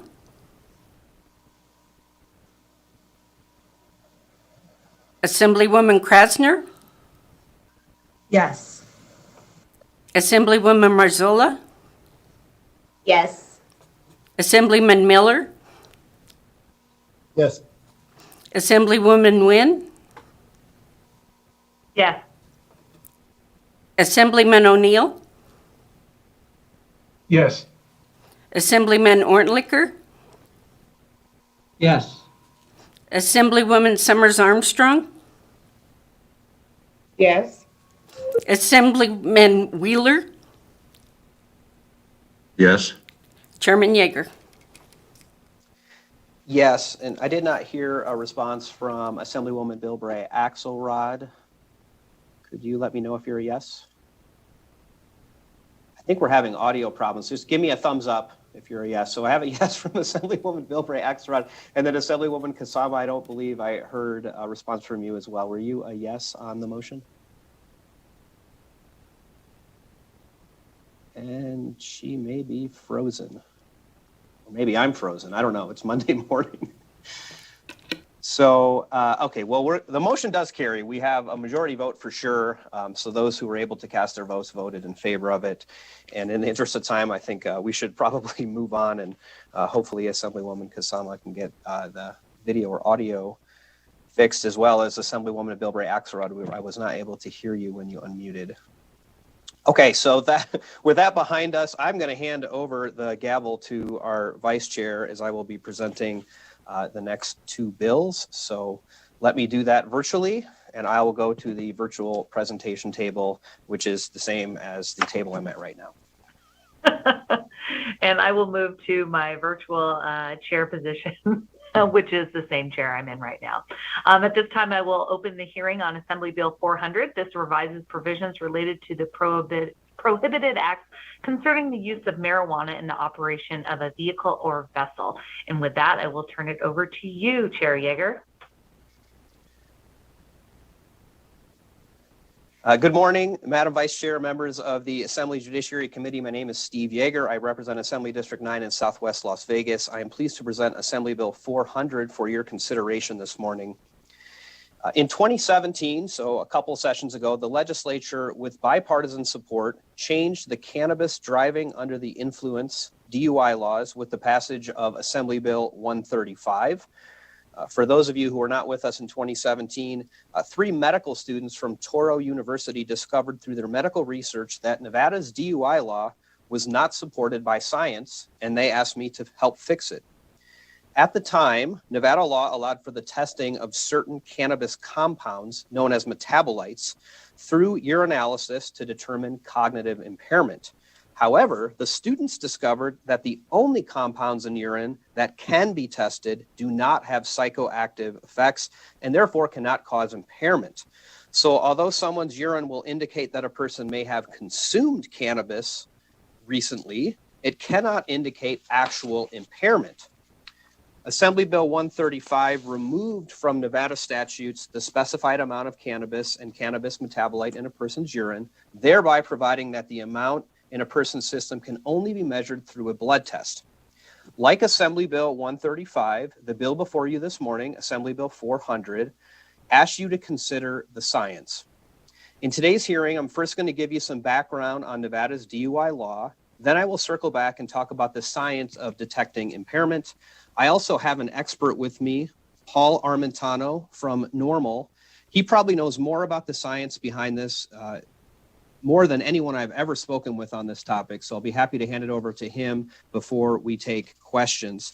So just by way of background, many of you are familiar with alcohol DUIs. In every state, it is illegal to drive with a blood alcohol concentration, or BAC, of 0.08 or higher, with the exception of Utah, which recently lowered theirs to, I believe, 0.06 or maybe 0.04.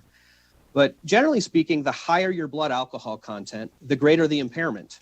This is well established, based in science relationship that has been developed over decades of study and has provided the basis for laws prohibiting driving with a BAC of 0.08 or above. Now, cannabis, currently the way we treat cannabis DUIs in Nevada law is we have a per se or presumed illegal standard for those arrested for DUI with cannabis or cannabis metabolites in their system. Under that existing per se standard, the driver commits a DUI offense if his or her blood contains 2 nanograms per milliliter or more of active THC, or 5 nanograms or more of a certain cannabis metabolite. What this means in practice is that you have little to no ability to defend yourself against DUI charges if your blood test comes back with results above those numbers. Your only real defense is that you were not the one driving, or that the blood tested was not, in fact, your blood. You are not able to make any argument that you were not impaired due to a built-up tolerance or a history of heavy usage, even if for medical purposes. Simply stated, if you are above those levels, you are going to be guilty of a DUI. One study, and I put this up on Nellis as a slide, one study shows that cannabis users with high body mass indexes who are heavy users can have more than the 2 nanograms of THC in our law. They can have that in their blood more than 48 hours after they stop consuming cannabis. Let me talk quickly about how we treat prescription drugs with respect to DUIs. A driver can be arrested if he or she is under the influence of other substances, including lawfully prescribed drugs.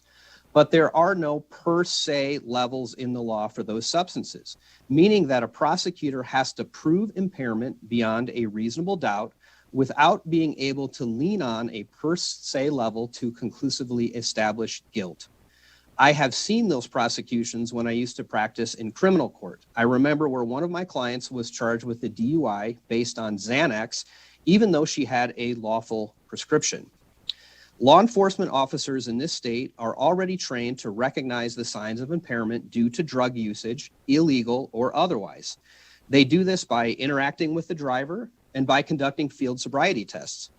And of course, there must have been something about the driving itself that led to a traffic stop. Nothing in this bill in front of you would change those things.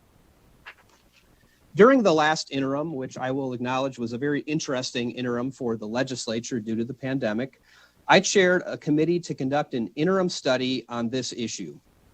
I invited Dr. Norbert Kaminsky from Michigan to join us at our meeting.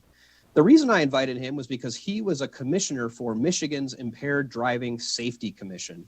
He's also a professor in the Department of Pharmacology and Toxicology at Michigan State University, as well as a number of other titles. So he is more than qualified to opine on this topic. The commission in Michigan was directed to establish a per se standard for marijuana in the state of Michigan. However, after extensive research, the commission concluded there is no blood level value for THC that can determine impairment. I'm just going to read a quick takeaway from that Michigan report. And by the way, you can find that on NALIS. I have included it as an exhibit. It's not too terribly long. Here was the takeaway from that report. Due to the initial rapid elimination phase of active THC, followed by a long terminal elimination phase, blood plasma concentrations of delta-9 THC are indicative of exposure, but they are not a reliable indicator of whether an individual is impaired. Therefore, because there's a poor correlation between delta-9 THC bodily content and driving impairment, the commission recommends against the establishment of a threshold delta-9 THC bodily content for determining driver impairment, and instead recommends the use of roadside field sobriety tests to determine whether a driver is impaired. So despite the charge to that commission, the commission did not recommend a per se level for the state of Michigan, but instead recommended using roadside sobriety testing to determine impairment. If the bill in front of you, AB 400, were to pass, that is functionally what would happen here in the state of Nevada. I'll just touch briefly on a couple of other studies, and Mr. Armentano will talk about this, but AAA, the AAA Foundation for Traffic Safety, stated that a per se limit is arbitrary and unsupported by science. That was from 2016. And the National Highway Traffic Safety Administration observed that, quote, the poor correlation of THC level in the blood with impairment precludes using THC blood as an indicator of driver impairment. That was from 2017. Likewise, the Governor's Highway Safety Association stated that marijuana per se limits are not supported by science, and the result is that impaired drivers could go free while unimpaired drivers could be convicted. That's from 2020. So let me quickly go over the bill. There's three main provisions, and it is pretty straightforward, thankfully.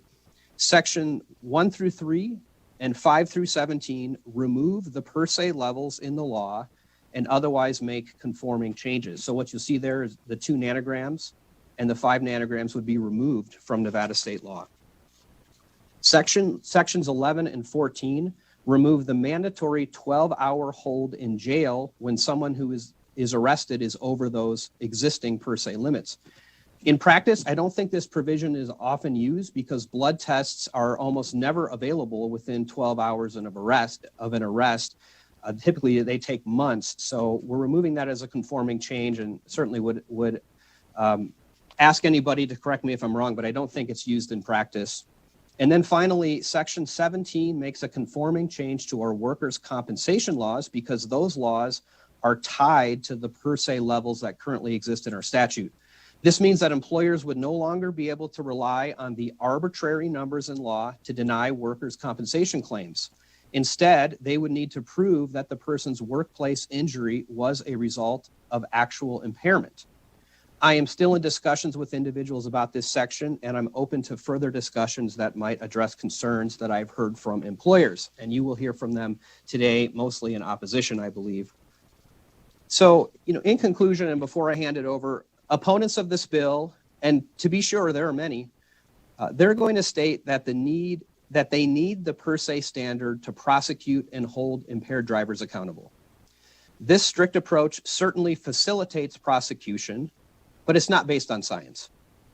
Let me be clear, nothing in this bill would prevent prosecutors from charging and securing convictions against drivers who are actually impaired from cannabis. The consequences of not fixing Nevada's per se standards is that impaired drivers who may not be detected due to blood tests for THC and drivers whose THC blood levels are higher in general, such as medical marijuana users, could be convicted even when not impaired. Thus, passing Assembly Bill 400 is a matter of equity, fairness, and enhancing public safety. Madam Vice Chair, with your permission, I would now like to hand it over to Mr. Armentano to provide some more technical and scientific information before we would be available for questions. Go ahead. And I would just remind our speakers to please clearly state your name for the record before you speak, just so we have a clear record. Thank you. My name is Paul Armentano. That's Armentano. I'd like to thank the chair and the vice chair and the other members of this committee today for giving me the opportunity to speak with you on this important issue. As I said, my name is Paul Armentano. I'm here to testify in support of Assembly Bill 400, which, as explained, removes Nevada's arbitrary and unscientific per se standards for THC and for THC's metabolite. For over 25 years, I've worked professionally in the field of marijuana policy with a particular emphasis on the science specific to cannabis's effects on driving performance and traffic safety. My work on this issue has been highlighted in the peer-reviewed scientific literature. I'm the author of numerous papers in the scientific literature and also in other various academic anthologies. And I have presented on this issue at numerous academic and legal symposiums. I'm a court-certified expert on issues pertaining to cannabis and psychomotor performance, and I've attended numerous accredited educational forums on this topic, including those sponsored by the American Academy of Forensic Sciences, the Society of Forensic Toxicologists, the International Council on Alcohol, Drugs, and Traffic Safety, and the National Institute on Drug Abuse. I've also previously testified before lawmakers in Nevada on this topic, having first done so before the subcommittee on the medical use of marijuana in 2014. I currently serve as the Deputy Director for the National Organization for the Reform of Marijuana Laws, or NORML, a public interest advocacy organization based in Washington, D.C., although I reside in the state of California.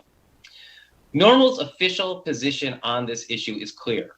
We oppose the act of driving under the influence of any controlled substance, including cannabis, and we support evidence-based laws, tools, and other legal efforts to discourage this behavior and to provide law enforcement with the ability to better target these drivers and to remove them from our roads.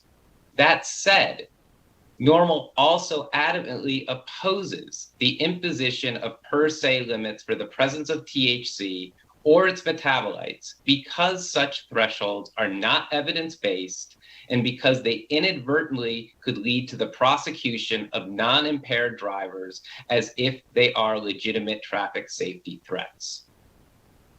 It is well established by the leading experts in this field that neither per se limits for THC or for its metabolites are consistent or appropriate predictors of driving impairment.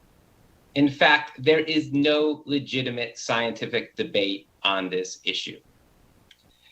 Specifically, the premier traffic safety agency in the United States, the National Highway Traffic Safety Administration, or NHTSA, is clear and consistent on this issue, going all the way back to their groundbreaking study, Marijuana and Actual Driving Performance, that was performed 40 some odd years ago now.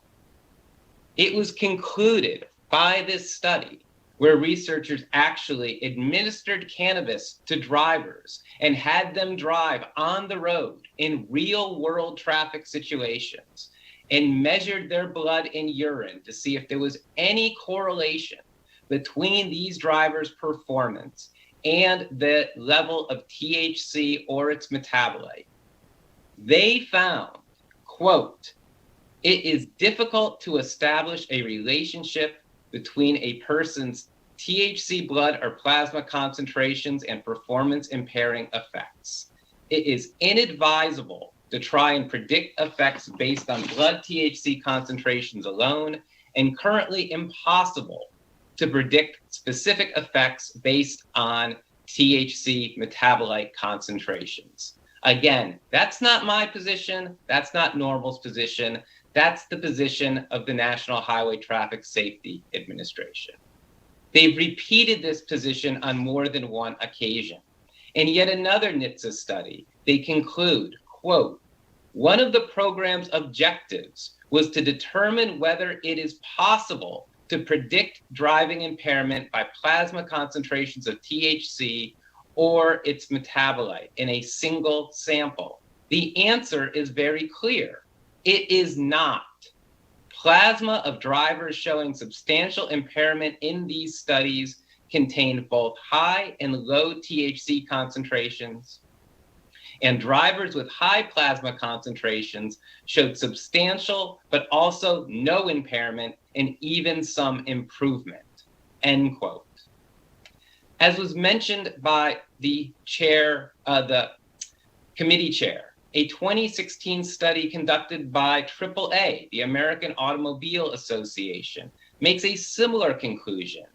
They determined, quote, "There is no evidence from the data collected, particularly from subjects assessed through the DRE, that's Drug Recognition Evaluation exam, that any objective thresholds exist that establish impairment based on THC concentrations." I'll make it clear, AAA is no friend of marijuana legalization. In fact, as an organization, they typically tend to take an opposition position when it comes to the legalization of the adult use of marijuana. But on this issue of traffic safety, they are clear. Per se standards for THC are simply not evidence-based. A 2019 Congressional Research Service report entitled "Marijuana Use and Highway Safety" similarly determines, quote, "Research studies have been unable to consistently correlate levels of marijuana consumption or THC in a person's body with levels of impairment." Two recent state-appointed task forces on drug driving, one in Michigan, as was just mentioned, and another here in California, have reaffirmed this position in their recommendations to lawmakers. In California, the recommendations of a task force led by the California Highway Patrol concluded, quote, "Drugs affect people differently depending on many variables. A per se limit for drugs other than for ethanol should not be enacted at this time, as current scientific research does not support it." Similarly, in Michigan, as was mentioned earlier, the conclusions from the state's Impaired Driving Safety Commission determined, quote, "Because there is a poor correlation between Delta-9 THC bodily content and driving impairment, the Commission recommends against the establishment of a threshold of Delta-9 THC for determining driving impairment." I want to be really clear on this last point. This is not a matter of we need more study or we haven't done the studies. Again, if you look at this original NHTSA report, it's dated 1993. These questions have been asked and they've been answered for over 4 decades. And this point was best summarized recently by Dr. Marilyn Hustis, who has spent over 25 years studying this issue at the United States National Institute on Drug Abuse, and she is one of the leading scholars in the world on this issue. She's the sort of person I'd like to see testifying in future hearings to discuss these matters. She said, quote, "There is no one blood or oral fluid concentration that can differentiate impaired and not impaired. It's not like we need to say, oh, let's do some more research and we'll give you an answer. We already know we've done the research," end quote. So why are these per se limits so inadvisable for cannabis? Well, there's several reasons. First, we know that THC possesses unique pharmacokinetics, or non-linear absorption patterns, in the body after it's been consumed. For example, when THC is inhaled, THC blood levels rise to maximal levels almost instantly, well before the onset of acute impairment. These levels then begin to decline precipitously during the acute impairment phase. So in other words, when a person's THC blood levels are their highest, it is prior to the onset of impairment. When they actually are most likely to be impaired, which is generally 20 to 60 minutes following inhalation, their THC levels are falling rapidly during this time. And then, as you heard, during the terminal elimination phase, when the person is no longer under the influence, their residual THC levels plateau, and those residual levels may be detected for hours, days, even more than a week after they've ceased their cannabis use. This nonlinear relationship is exactly the opposite of the sort of relationship we see with alcohol. That is why we have per se standards for alcohol, but we do not generally have accepted per se standards for controlled substances other than alcohol, including numerous substances that we know also impact driving behavior, like benzodiazepines, like sleep aids, like opioids, and many other substances. By contrast, the pharmacokinetics of THC when it's consumed orally as opposed to smoking are entirely the opposite. When someone consumes THC orally, there is no rapid spike in their THC levels. In fact, their THC blood levels rarely rise at all. So that somebody could be under the influence of THC having taken it orally and never trigger a per se standard because their THC blood levels seldom rise at all. Second, because THC is lipid or fat soluble, trace quantities of it can remain present in blood for days after past exposure, long after the intoxication has worn off. Specifically, scientific studies have documented the presence of residual quantities of THC in the blood of more frequent cannabis consumers at levels exceeding Nevada's existing standards for a period of time exceeding 7 days. I don't think anyone here today would argue that someone who consumed cannabis a week ago is impaired to drive a motor vehicle 1 week later. At present, there exists no technology that can differentiate between cannabis exposure that occurred within the past several hours versus exposure that may have occurred within the past several days. 3, subjects' response to THC is far more variable than it is for alcohol. For example, experienced cannabis consumers, such as those patients legally protected under Nevada's medical cannabis access law who consume it daily, tend to display little to no change in psychomotor performance following cannabis administration, while more naive subjects do experience changes in reaction time, brake latency, trouble maintaining their lane position, and a number of other changes. Several papers in the scientific literature affirm this phenomenon of cannabis tolerance. In fact, one recent literature review said, quote, patients who take cannabinoids at a constant dosage over an extensive period of time often develop tolerance to the impairment of psychomotor performance so that they can drive vehicles safely. But you don't have to take my word for it. We can look at what the US Food and Drug Administration says about taking THC in driving. Because since 1985, dronabinol, oral synthetic THC, has been available by prescription.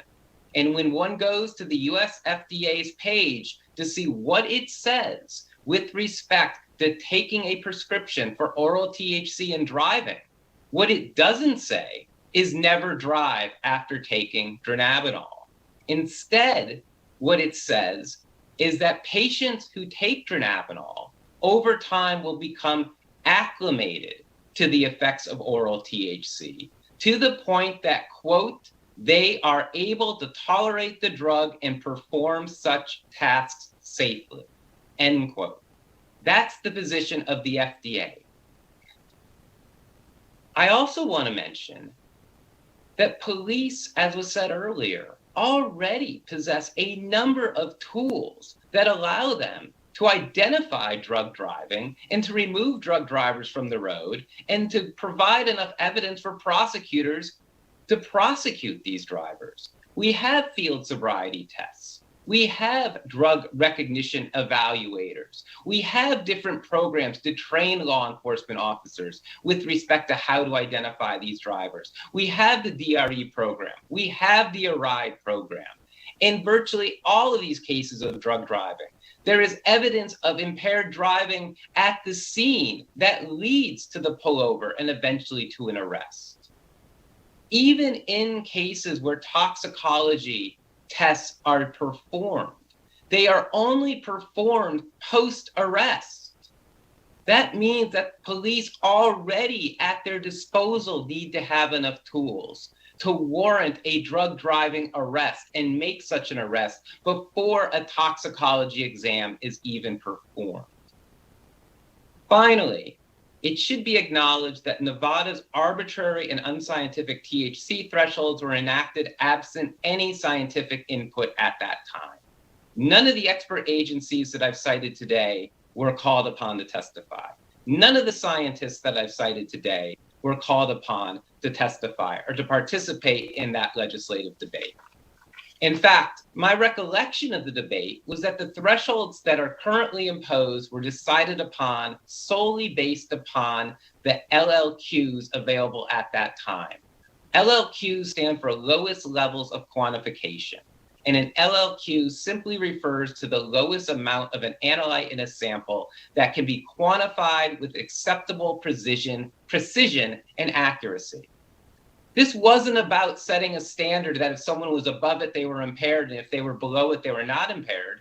The standard was simply set based on the available technology at that time and how accurate that technology was, and to set a standard where if somebody was above it, in court, they would not challenge the accuracy of the test. That's what the debate was about. It wasn't about science. It wasn't about impairment. To be clear, these limits have nothing to do with either science, accurately determining impairment, or promoting public safety. These arbitrary limits were enacted at a time when Nevada imposed a blanket prohibition on the possession and use of cannabis for any purpose. This is not the case any longer. It hasn't been for some time. Today, marijuana is available at retail for both state-qualified patients as well as for adults over the age of 21. And the traffic safety laws ought to evolve and be amended to reflect this reality. In conclusion, the existing per se thresholds are not evidence-based. They are opposed by experts in the field, and they are entirely inconsistent with separate state statutes that legally permit for the consumption of cannabis in private. I'd also add they're entirely out of step with what other states are doing with this issue. Nevada is one of only 5 or 6 states in the country that impose these arbitrary limits. Because the majority of qualified patients recommended medical cannabis consume the substance either daily or near daily, it is probable that most, if not all, of this patient population is vulnerable to criminal prosecution under Nevada's existing per se statute anytime they operate a motor vehicle, absent any impairment of absent any evidence of behavioral or psychomotor impairment. Most adult users, including those who only consume cannabis occasionally, are also equally vulnerable to prosecution under this statute. Accordingly, I urge lawmakers to advance AB 400 to repeal these arbitrary and unscientific standards. Thank you for your time, and I'd be happy to answer any questions any of you may have. Thank you, Mr. Armentano. Chair Yeager, do you have any follow-up before we start taking questions, or are you ready? Thank you, Madam Chair. Steve Yeager for the record. I think we are ready for questions. Okay, if we can start with Assemblyman Wheeler, please. Thank you, Madam Vice Chair. I appreciate it. Well, I've got some questions for Mr. Armentano. Here in Nevada, no, I'm sorry. This is actually Nevada, by the way, not Nevada. Just want to let you know, a little pet peeve of mine.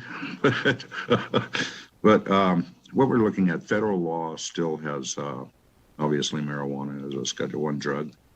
And I think when we look at things, have we done any kind of analysis to see if this would put any highway funds in jeopardy were we to enact this law? And also, the way I read this and versus federal law, or DOT regulations actually, wouldn't we have a problem issuing commercial driver's licenses if we put this into effect?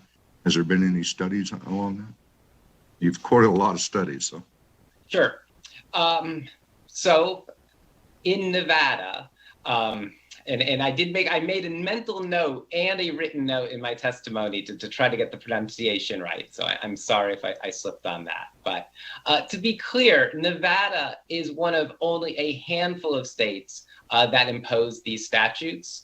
The majority of states, about 45 or so, do not, including the majority of states that have legalized marijuana for either adult use or for medical use.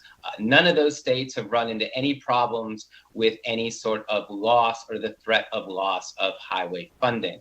So no, I do not believe that is an issue. It certainly has not been an issue in practice. With respect to CDL licensed drivers, yes, you are correct. They are subject to federal drug testing guidelines and standards. Those standards prohibit individuals who possess those licenses from using cannabis, even if they are in a jurisdiction where under state law, the use of cannabis would be legal. So those individuals who possess those licenses remain under the federal guidelines, and they can, punitive action is and can be taken against those individuals if they use cannabis and test positive for the presence of cannabis. Okay, thank you, Mr. Follow up, Mr. Madam Go ahead. Thank you. Okay, I'm not exactly sure what you said here. It seemed like a little move around the issue. Wouldn't we actually be put in jeopardy of the issuance of CDLs if we were to put in the wrong type of standards as far as basically No. what we'd be doing is we're allowing someone to use marijuana and drive an over-the-road truck, and wouldn't the feds look at that as, maybe we can't issue CDLs in this state? No, because again, they're under a federal standard, and the federal standard is clear. Thank you. Don't agree, but thank you. Do you have any other follow-up questions? I know that Assemblyman O'Neill had to step out, and he indicated that you were going to ask that question. Is that the question he intended to ask? That is, yeah, one of them. Okay. I have a question that kind of like piggybacks off of what Assemblyman Wheeler had asked. This does not make it lawful for someone to consume marijuana and be impaired and drive. Isn't that correct, Chair Yeager? Steve Yeager, for the record. Impaired driving will continue to remain illegal in our state. It doesn't matter what the substance is. You can be impaired on anything. Well, I shouldn't say anything, but I mean, you can be impaired on prescription drugs. You can be impaired on alcohol and cannabis. Nothing changes that in this bill. What this bill simply says is that a prosecutor cannot rely on a number in the blood test to conclusively prove that impairment. Like other driving under the influence cases, they would have to prove impairment beyond a reasonable doubt. How would they do that? They would do that by talking about why they stopped the vehicle. They would do that by talking about their observations of the driver, Would the driver have bloodshot eyes? Was the driver tired? Was the driver falling asleep? Did the driver seem confused? They would do that by referencing the results of field sobriety tests. How did the driver do on the field sobriety test? And they could still take a blood test to show the presence of THC or of metabolite, and that would be admissible as well. A judge would be able to look at that, or a jury would be able to look at that. What this bill does is it says you can't just assume that somebody is impaired if they're over a specified non-scientifically supported level that exists in the law. So hopefully that sheds a little bit of light, but like Mr. Armentano, I don't want impaired drivers on the roads here. I mean, I drive on these roads every day, and the last thing I want is impaired drivers. But what this bill will do, it will capture some people who actually are impaired, but don't test over the levels because they shouldn't be on the roads. And it'll prevent us from prosecuting and convicting drivers who, in fact, are not impaired, but happen to be over the arbitrary level that is set in the law. And then I have a follow-up question. I sat on a panel where you had described some of these other areas of industry and work. I think specifically you had pointed out what the acceptable levels were for UFC fighters for THC. I know currently we have 2 nanograms per milliliter, which is our per se limit. Can you, do you remember approximately what it was for UFC fighters? Thank you, Vice Chair. Steve Yeager, for the record. I don't remember the exact quantity, but I do remember there used to be a prohibition of THC or metabolite in your blood if you were a UFC fighter. If you tested over those limits, you basically would be sanctioned and have to forfeit the match. And at some point, they increased it several thousand-fold of what we have in our statute. So even UFC, who cares about the integrity of the matches they put on, has realized that, you can't look at 2 or 5 nanograms and use that as an indication that somebody was actually impaired at the time they were fighting. And, a lot of other organizations, professional sports organizations, are taking a second look at this and saying, look, we don't want to penalize individuals for, use of this substance as long as they're not impaired when they're performing their athletic endeavors. And, I sort of analogize this to the same way. We don't want to penalize drivers for something they did 2 weeks ago when they're not impaired at the time they're driving. But Madam Vice Chair, I can find those numbers. It's an ever evolving science. And, I think we're not at the forefront of this. We are following up at the tail end of this. A lot of organizations are well ahead of where Nevada is on this topic. And this might be a question for Rochelle Wynn, for the record. This might be a question for one of the callers, if you don't know, but our current police officers receive during basic training upwards of 40 hours on examining and, being able to look at that impairment, because right now our police officers have to determine impairment for things like Soma or Xanax, or even certain types of opioids. And so they do receive that training, and there is upgraded training. Are you aware of that kind of drug recognition training that officers are learning in the field? Steve Yeager, for the record. I think this will be fleshed out a little bit by some of the callers, but essentially there are 3 levels of training. There's the standard field sobriety training, and every officer gets that as part of their training. So that's, your walk and turn test, your stand on one foot, the horizontal test where they put the light in front of your face. Everybody gets training on that. And then there's the drug recognition protocol. Now that's a way more advanced, very time consuming and expensive training. There aren't a lot of drug recognition experts in our state due to the cost. But the good news is there's a training in the middle, and it's called ARIDE, A-R-I-D-E. And Mr. Armentano described that a little bit. But my understanding is that training is currently, or it will be made available to all officers in the state. I believe I confirmed that with the Department of Public Safety. So hopefully we'll have that training in the middle. That's a stepped up drug recognition training, but not the full-fledged drug recognition expert, and certainly would encourage anyone who's calling in to correct me if I'm wrong about that. And then we have another question next from Assemblywoman Summers Armstrong. Thank you, Madam Vice Chair, Chairman Yeager, and Mr. Armentano for the very interesting presentation. I would like to just respond to Assemblyman Wheeler before I ask my question. And that is, in my other life, I do work, and the organization I work with has policies and procedures because we receive federal dollars that our employees, whether they are able to have a prescription or not, cannot use this substance because it could put those dollars in jeopardy. And I believe that is commonplace policy in all of the organizations that receive federal dollars, because federally this is a prohibited substance. So for that, you don't have to worry. I think you can check and you'll get confirmation on that across the board. My question, Mr. Armentano, or to Chair Yeager, is the issue of sobriety test when it comes to workers' compensation situations. If there is someone who is using machinery and they become injured because of on the job, how do we now apply this standard in that case? For instance, if someone is working machinery and they get hurt, there's not necessarily someone on the spot at their place of employment that can administer a test that would check for their sobriety. So they go to the hospital with the injury. What's going to happen is they're going to get a blood test, and then these numbers are going to come back.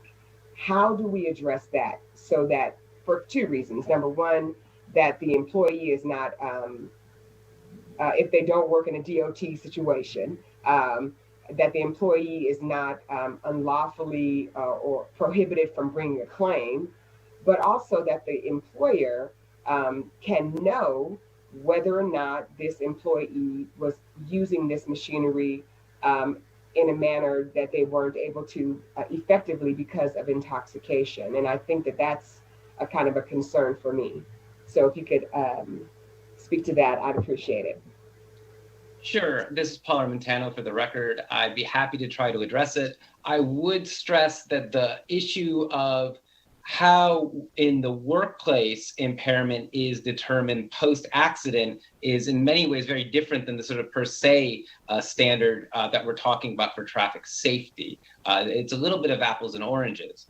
That said, you do identify one of the great limitations, whether we're talking about traffic safety or in the workplace, is that there is a significant lag in time between the focal event, whether it's an accident in the workplace or an accident, say, while driving, or even someone being pulled over suspected of drug driving, and when the test is performed.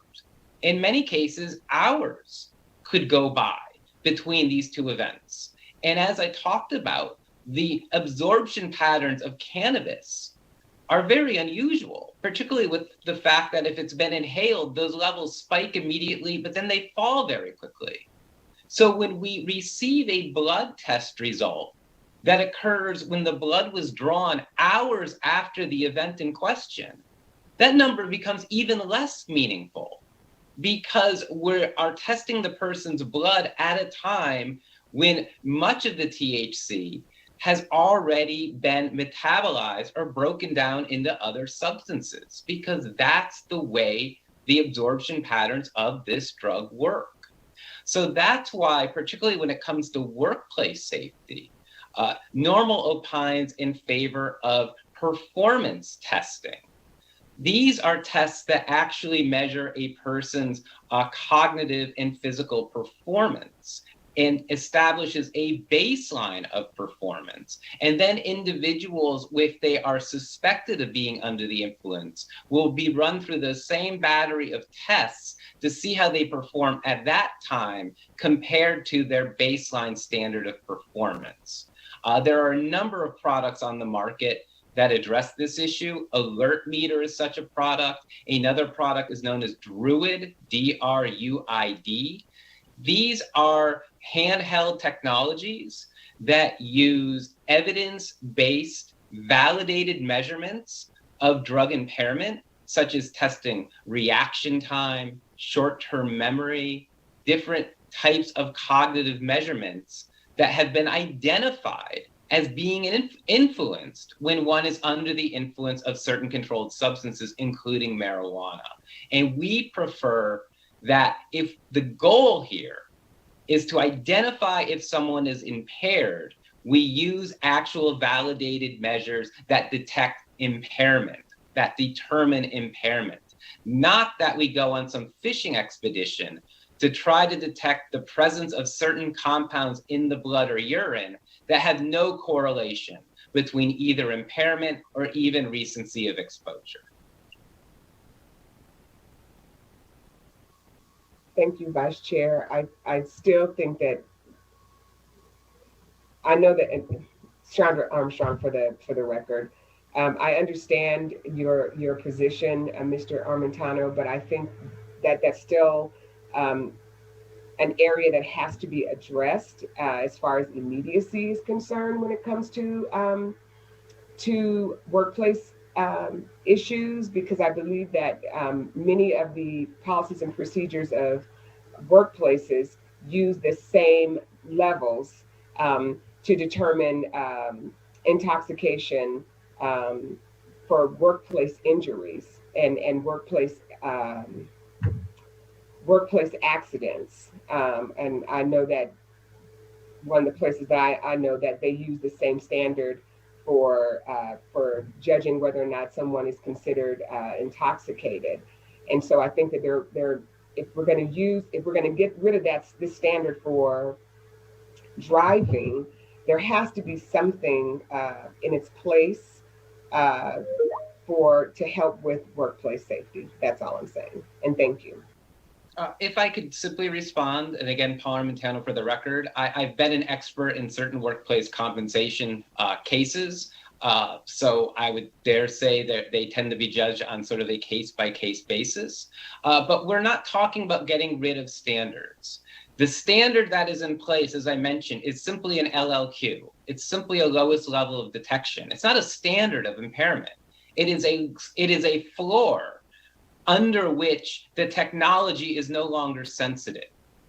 It is not a standard of impairment. Nobody makes the case that it is. So even in a workplace situation, if we have a blood test result, that is often brought in as evidence of past exposure. It's not brought in per se as evidence of impairment.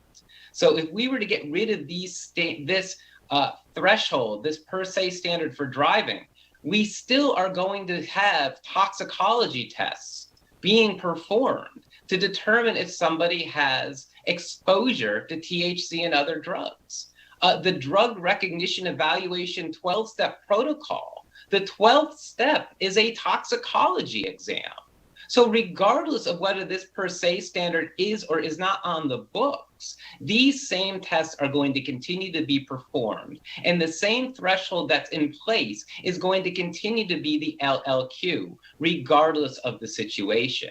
The difference, as the chair has said, is that in a prosecution for drug driving, the prosecutor will have to consider the totality of the evidence of drug driving and that will include a toxicology result, but they would not be able to rest their case entirely on the basis of the toxicology results.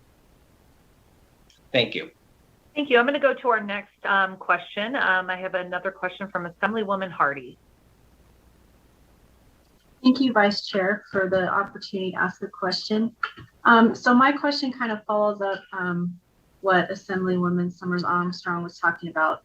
So how would this affect like an employer's liability if in the regular course of their job, they're driving a lot, or say, like our store, we do deliveries? If someone could speak to that, please. Steve Yeager for the record. And I'll just say on this topic, I've obviously this bill came out quickly and we're hearing it quickly. So I'm still having discussions with lots of folks who are interested on the employment side. I think you're going to hear from some of them in opposition today. But I want to make a couple things clear. Number one, nothing in this bill would prohibit an employer from adopting a drug-free workplace policy. So, if you tested positive for really anything, they could terminate you. They have a right to do that, at least private employers do. But, sort of to answer your question, I think, that would be sort of, the liability side of it, I don't think would change for an employer as a result of the change in this bill. Really the employer is only going to be liable if they have some kind of notice beforehand that an employee is engaging in reckless or dangerous driving behavior. An employer can't be held liable generally for what they don't know. So, and then on the other side of that is, I won't get too far down the road, but if somebody is driving for an employer and they are actually impaired, that is likely beyond the scope of their duties. So, the employer would be able to defend on the fact that that's not within the scope of duties. But I don't want to say too much more because I don't want to get us twisted and turned around, but I think some of the testifiers in opposition will probably shed some light on some of their concerns in that regard. And again, just trying to work on a solution that accomplishes the objective, which is to not wrongfully prosecute drivers who are not impaired, but also accommodate some of the concerns of employers. Thank you, Assemblywoman Hardy, for the record. Yeah, that would just be my concern, that, we don't have employers then having to go in and say, well, I didn't know, or, why didn't you know? Didn't they appear impaired? And so I appreciate that. You're being willing to work with employers, because that could be a pretty sticky and costly situation if that were to happen. So thank you. Thank you. I also have Assemblywoman Hanson. Thank you, Vice Chair, for the opportunity. Good morning, everyone. I'm actually going to go off a little bit of what my colleague, Assemblywoman Hardy, that line of questioning. And I think her and I on the committee are probably the two that pay insurance premiums for our employees and those vehicles that they drive. And so I think that this conversation, I know we can talk a lot about impairment levels and is it really still in their system? That's a different conversation, and I can get where you're going with that. But the thing that makes me really nervous about this bill is, you need to convince the insurance companies what impairment is, what those levels are, because until they're convinced, business is going to pay tremendously for this. I don't know if you know how much we pay right now because rates are high, because of all kinds of things. And so getting business owners comfortable with legislation, and sure, AAA, I'm sure, is fine, because they can pass the cost on to those of us who have to, by law, what we do here. We have to insure those employees. So when we talk about these studies, are there studies in these other states to show what the insurance premiums were before and then after recreational marijuana or even medical marijuana was legalized? Have we shown the impact on insurance rates for those businesses with all the studies and all the science that is supposedly being done? This is Steve Yeager, for the record. I'll just make a couple of points. One, legalization's already happened, so I don't expect anything in this bill to change, general car insurance rates. If there was an adjustment made, I think that's likely already been done given where we are.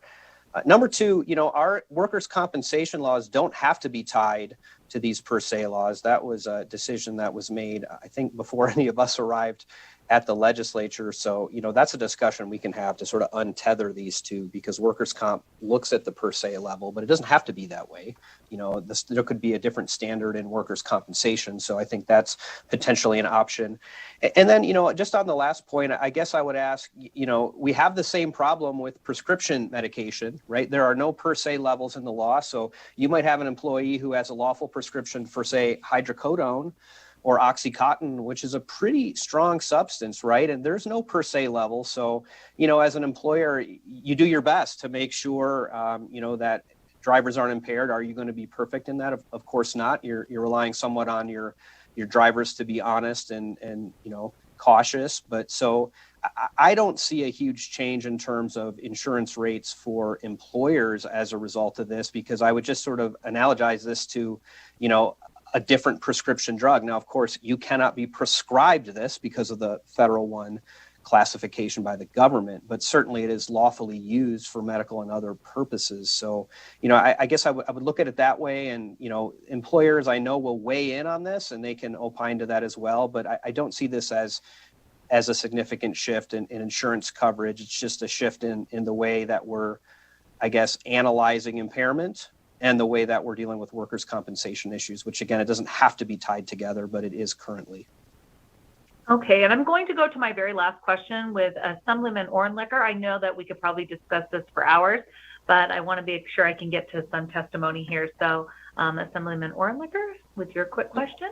Thank you, Vice Chair. David Ornlicker for the record, Assembly District 20. So it seems clear, as you indicated with the testimony, that just measuring somebody's marijuana level is not predictive, that if you just had a random stop of drivers on a weekend evening and you tested everybody, you'd get a lot of people who failed the test but weren't impaired, and a lot of people impaired who passed the test. I'm curious, though, if you apply these tests to a population of people who you've already identified as impaired through your field tests and other evidence, are they more predictive in that population, which is the population we want the test to be used? And therefore, can we give more precise guidance to a court? Because as you indicate, the evidence will come in of the test, the toxicology test.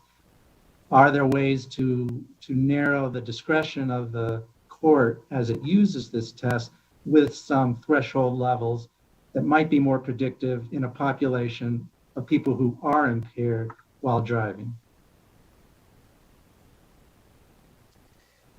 This is Steve Yeager for the record. I might hand that over to Mr. Armentano. He probably has a better basis to answer that based on his knowledge. Sure, I think that's actually a great question. And I think one of the fundamental problems with these per se levels the way they are is that one cannot introduce that conversation in court, because with a per se level, if somebody is over the level, they have simply violated the law. I think that these issues should be taken on a case-by-case basis. Most certainly there are instances where individuals are prosecuted for drug driving and they have THC levels above that standard. And at that time, that should be weighed with the other evidence. But what we should not do is look at this one piece of information that has such poor predictive value and say that we are weighing this information so much greater than any other evidence, to the point that even absent any evidence or demonstrable evidence of driving impairment, if somebody has the presence of this compound in their blood above this arbitrary amount, we are saying they're guilty of violating the traffic safety laws, that they are in effect impaired, when again, the standard itself that is in place does not provide any substantiation for drawing that conclusion. Thank you. Thank you. And with that, I'm going to begin testimony in support, opposition, and neutral of Assembly Bill 400. Again, I would encourage everyone to feel free. We do have quite a few people on the line to they need to, yes, submit your comments in writing. It would be very much encouraged. Again, please try to do that within 24 hours of today's meeting if you are planning on doing that in writing. And with that, I'm going to start with the Zoom and just kind of see if I have anyone here that hasn't already spoke who would be testifying in support of Assembly Bill 400. And Chair Yeager, I don't see anyone on here. So broadcast services, if we can go ahead to our lines in support. Again, I would remind our callers to clearly state and spell your name for the record. I will be limiting you to 2 minutes so we can get through as many people as possible within the time that allowed. Thanks. Let's get going. Thank you, Vice Chair. To testify in support of Assembly Bill 400, press *9 now to take your place in the queue.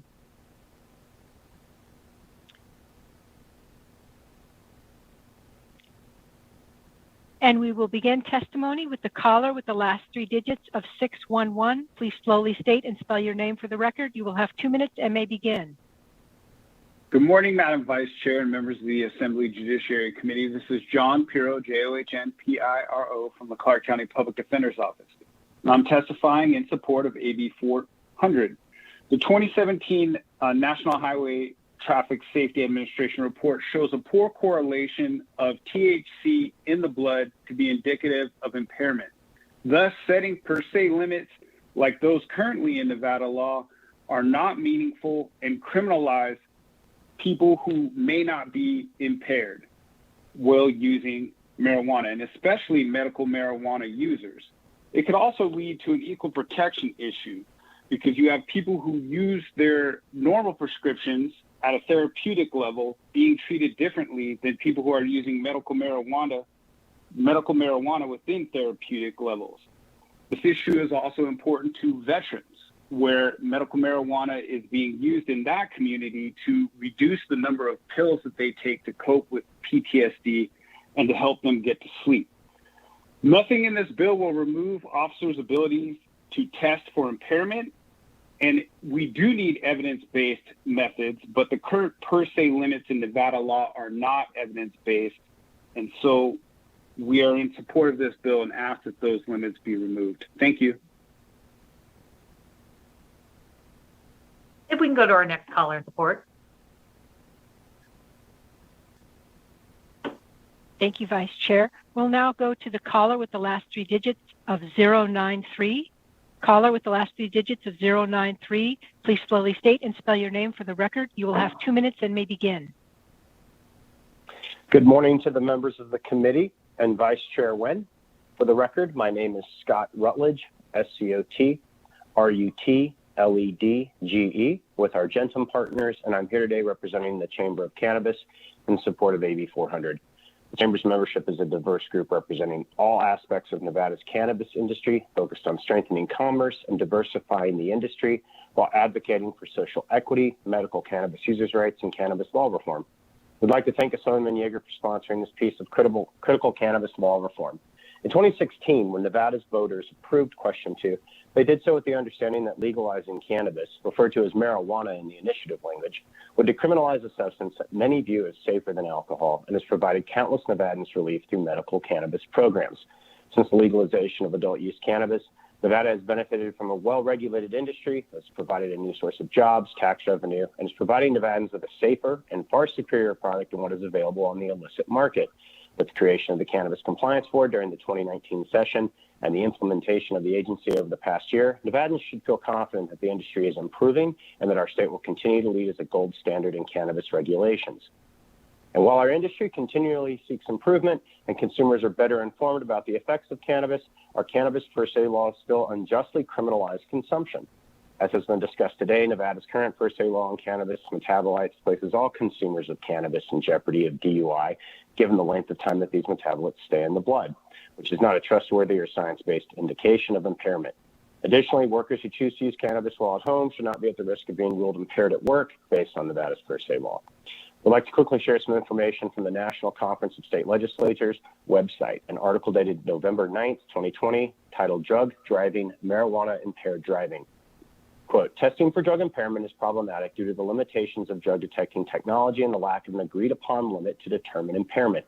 The nationally recognized level of impairment for drunk driving is 0.08 blood alcohol concentration, but there is no similar national standard for drug driving.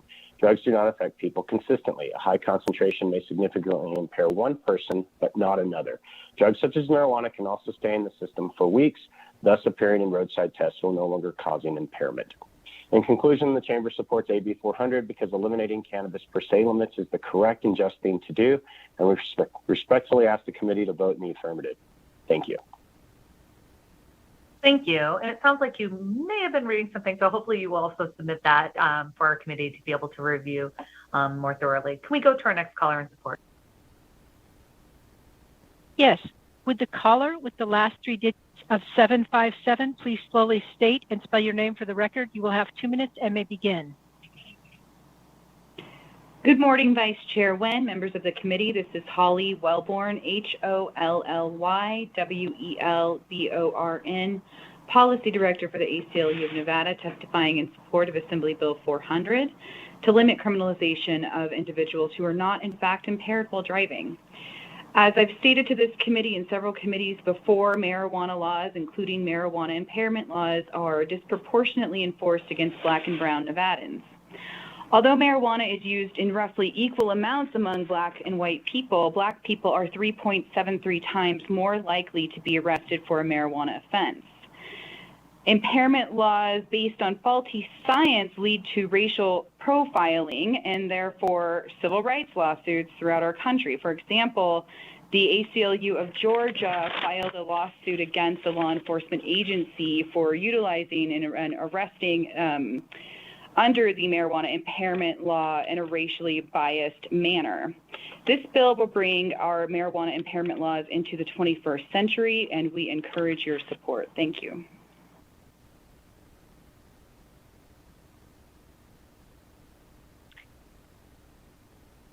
All right, we'll go on to our next caller.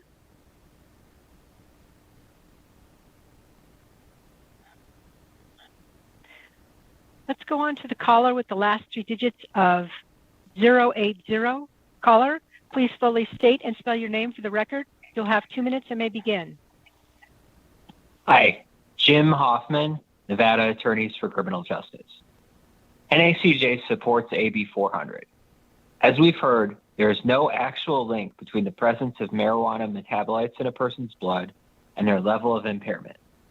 This is not actually something that impairs public safety. AB 400 keeps the existing prohibition on driving while actually impaired in place. Passage of AB 400 would leave public safety exactly as protected as it currently is. But the existing per se limit is not protecting anyone's safety. We are simply prosecuting people for the sake of prosecuting people. This practice is an outdated relic of a time when science understood less about this area. NACJ supports removing this relic from statute. Thank you.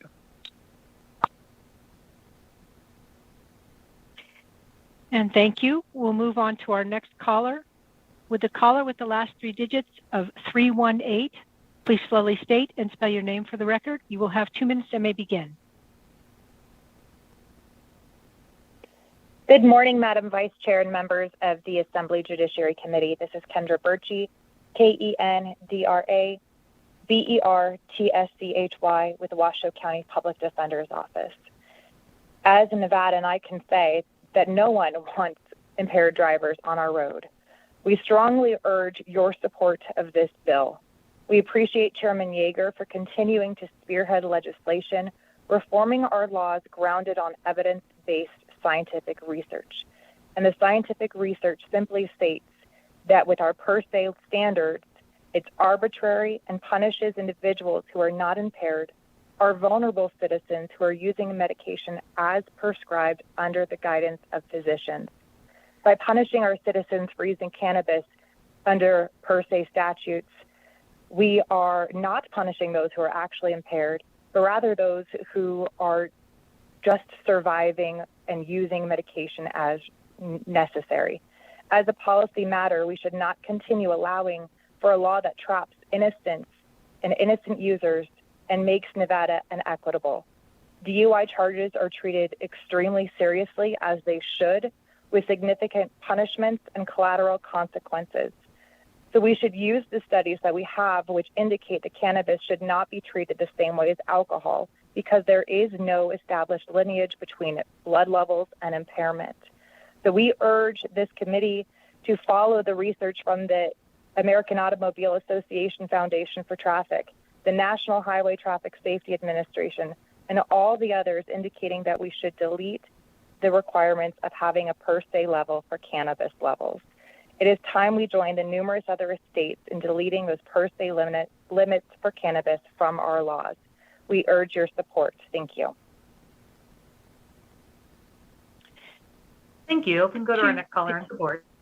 Thank you. To testify in support of Assembly Bill 400, press star 9 now to take your place in the queue.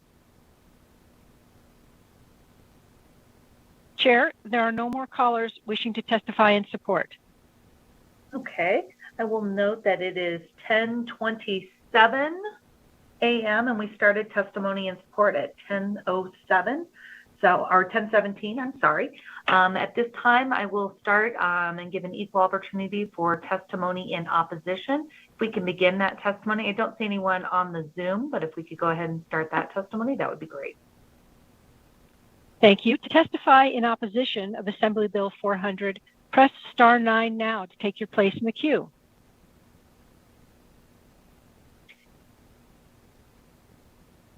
And we will begin with caller.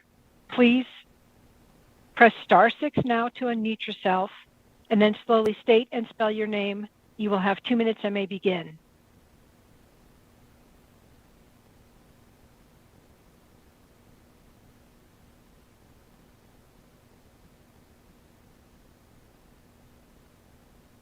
You're listed as, there you go, caller. Please begin.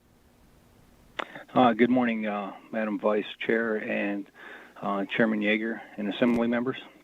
My name is Detective Dwayne McEwiston, DWAINE, MCCUISTION. I'm a detective with the Las Vegas Metropolitan Police Department. I work in the fatal section for traffic. I've been on Metro for 15 years. I was a motor officer for 10 years, and I've been a fatal detective for the past 3 years. I'm trained in field sobriety tests, the A-RIDE, and I am a DRE. I instruct all of those lessons to officers around Nevada. I'm a court-certified expert on the subject of impaired driving, especially for marijuana impairment. AB 400, as I read it, removes the per se for marijuana impairment drivers, and if passed, it would not be fair to the other driving community that we share the roads with. I'll relay a recent case we had. As a fatal detective, most of my subjects are either no longer with us or they're really critically injured. So I don't have the opportunity to administer field sobriety tests to these people. We had a lady who was driving a Camaro down the road at 100 miles an hour. Speed is actually the #1 violation for cannabis-impaired drivers. That's because cannabis-impaired people typically cannot multitask. They can focus on one thing or another. So if she's focusing on maintaining her lane, she's not focusing on her speed. So she's going well over 100 miles an hour, and she passes a school bus, enters into a school zone, striking a car that was conducting a left-hand turn. It killed the kids inside the car. The driver of the Camaro was transported to hospital, where we were able to get a blood draw. And the blood draw revealed levels of cannabis in her system.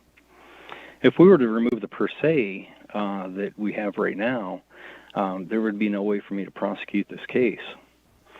What would I tell the family members at that point? I'm sorry, I can't prosecute the person who killed your family member. I'm sorry that Nevada law prevents me from bringing you justice. I don't think that's fair to the innocent people that was killed in this particular case. And this is only one of many, many, many cases that I have seen in my years on the fatal detail. It could be the cannabis-impaired pedestrian that walks out in front of traffic. It could be the cannabis-impaired driver that strikes the pedestrian, and so on as we go on. Changing the laws, in my opinion, is premature, as science is trying to catch up with the legalization. The per se levels that are in place right now today is fair to the driving community as well as our cannabis users. To remove the per se level that we have now, I believe would increase our fatalities, our critical injuries, and our overall accident rate that we have in Nevada. In Section 9 of this amendment that we have in front of us, line number 6, it says if presence of marijuana is in the blood, the person in issue, the officer may request the person to submit to a blood test. That's been scratched out. So basically, if the law is amended, I wouldn't be able to get a blood test from my drivers and be able to prosecute for impairment of a DUI. Dr. Marilyn Hustis, I had the pleasure of watching one of her presentations, and she did speak about the per se levels. And she mentioned that below 2 nanograms per milliliter is 2 level. But she also said that above 2 nanograms per milliliter is too high of a level. Meaning that if you make the level too low, then you're going to be arresting too many people. But if you put it too high, there's too many people that are driving on our roadways that are impaired, and we wouldn't be able to prosecute that. So Marilyn Hustis' standpoint, when I seen her presentation, was that the 2 nanograms per milliliter. Detective? Yes. Can I go ahead and Yes. have you wrap this up? And I will encourage that if our committee members would like to speak with you outside of the committee, I would ask them to reach out to you if that's okay. We do have quite a few people in line to testify in opposition. I want to make sure everyone's given a fair and equal opportunity. I've given you a little bit more than 4 minutes right now, so if you could just wrap it up, that would be great. I appreciate that, and I'm going to wrap it up right now. So I believe that the 2 nanograms per milliliter is a fair and just level for impairment, and I believe that the law should read as it is today and not be amended to strike out the per se levels.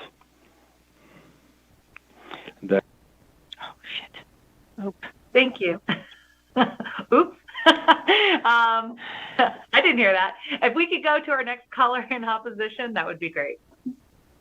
With a caller with the last 3 digits of 750, please press *6 now to unmute yourself, and then slowly state and spell your name for the record. You will have 2 minutes and may begin. Good morning, Madam Vice Chair, Chairman, and committee members. My name's Sean Meng. That's ShaunMeng. And I represent Nevada Self-Insurers Association and its members who are Nevada employers and governed by the Nevada Industrial Insurance Act, which is contained in NRS 616A to 617. I'm a state bar Nevada certified specialist in workers' compensation, and I run a law firm in the state of Nevada that specializes in litigation of workers' compensation claims throughout our entire state, both up north and down here in Las Vegas. Simply put, there are serious concerns with the effect of this law on the Nevada Industrial Insurance Act and the workers' compensation system that we have currently in place in Nevada. Just removing the or for in subsections of NRS 616C230 leaves employers without a mechanism for denying claims where an employee has injured him or herself while impaired and or under the influence of marijuana. Many of these workers are operating heavy machinery and conducting hazardous jobs and endanger the safety by being under the influence of their coworkers and employers. There are almost never police or trained individuals to conduct a field sobriety test, as has been insinuated by prior comments. I don't believe there's anything in this bill that would suggest that there would be a system in place for giving this A-RIDE training or certification to general employers in the state of Nevada. The problem that we face here by eliminating this mechanism and standard that's set forth in 230 is that we then have no way of heightening the requirements of somebody who's found to be under the influence of marijuana in establishing a valid workers' compensation claim in the state of Nevada.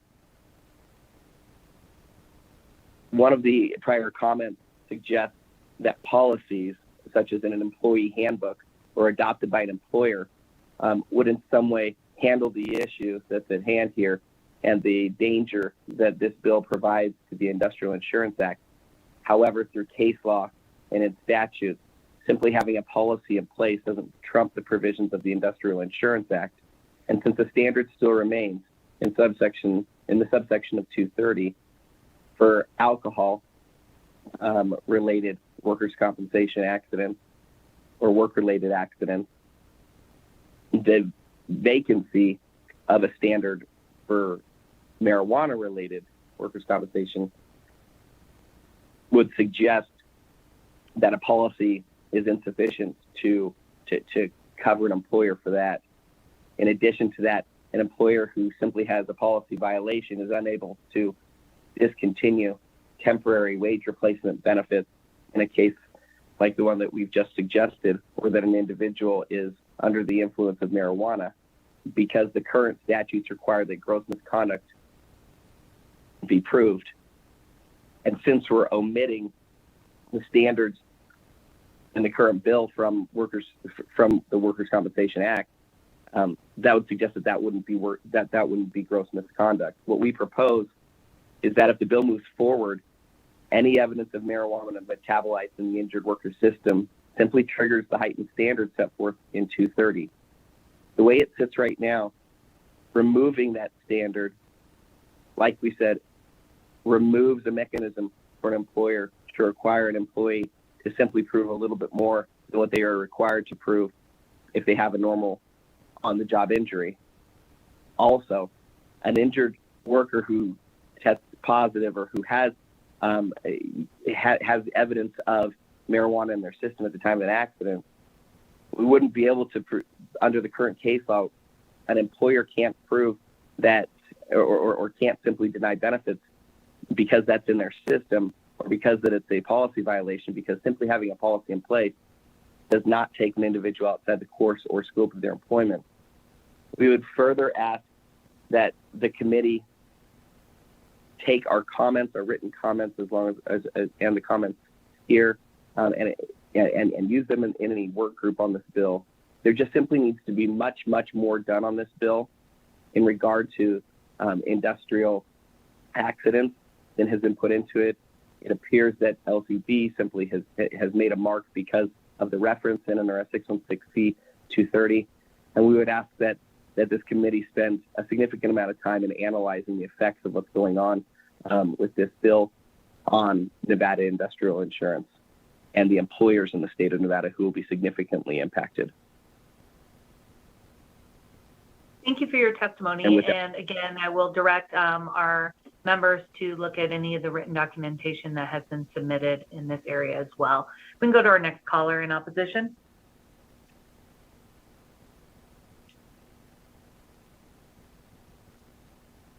With the caller with the last three digits of 580, press star 6 to unmute yourself and slowly state and spell your name for the record. You will have 2 minutes and may begin.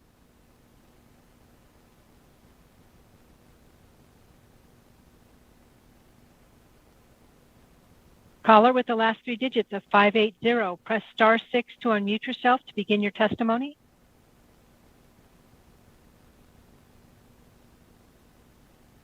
All right, we'll move on to the next caller.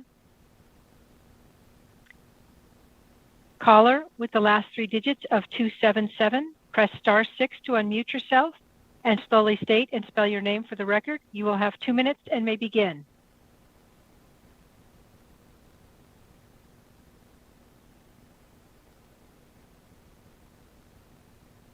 Caller with the last three digits of 277, press star 6 to unmute yourself.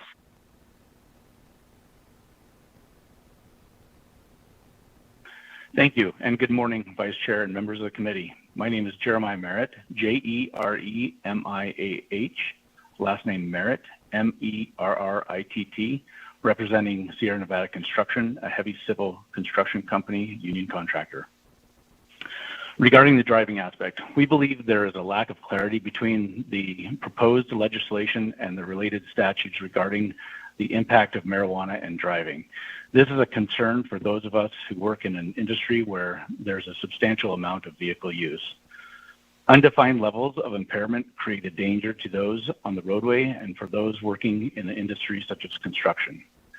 The ambiguity on what constitutes impairment is concerning. Marijuana was legalized in Nevada, but we cannot create these type of broad changes of impairment or to DUIs without standardized tests for impairment. Without such standards, we risk putting Nevadans and those traveling to and from our state in harm's way. Regarding the workers' compensation for industries such as construction with hazardous environments, if not controlled, the presumption of sobriety is concerning. This leaves the employer with the untenable situation of having a workplace accident and not being able to determine if someone was injured as a result of marijuana use. The employer has the duty of protecting its employees. But how can we do this if employees can be impaired by a drug while in an environment that risks that person's safety as well as their colleagues and the traveling public? Therefore, until there is a standardized test for levels of impairment for marijuana, these bills are premature and will put the traveling public, workers in the industry like construction in danger.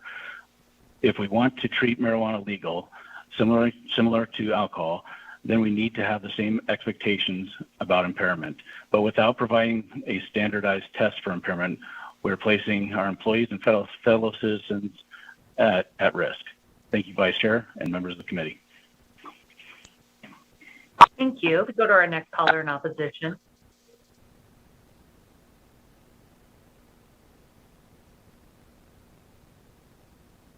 Thank you.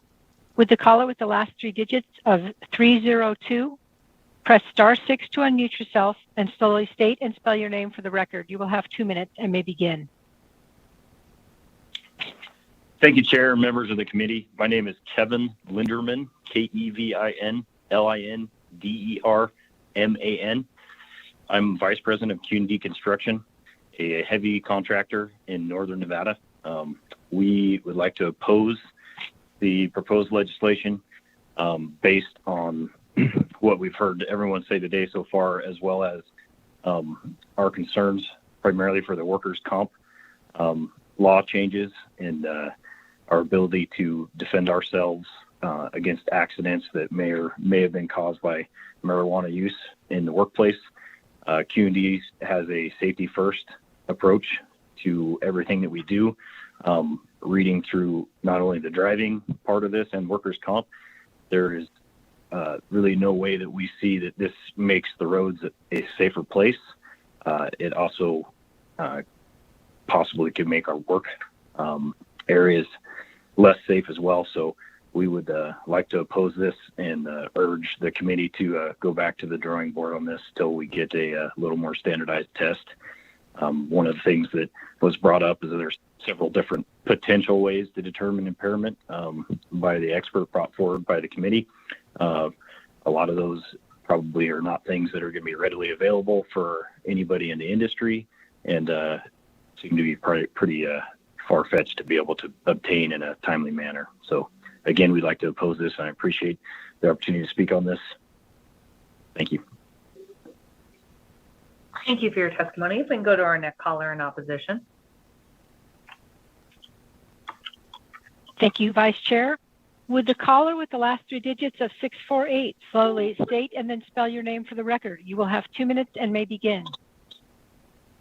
Thank you, Vice Chair Nguyen, members of the Assembly Judiciary Committee. My name is John Jones, John Jones, here on behalf of the Nevada District Attorneys Association in opposition to AB 400. I want to start off by saying over the past several sessions, we have been engaged in efforts to review our DUI marijuana laws.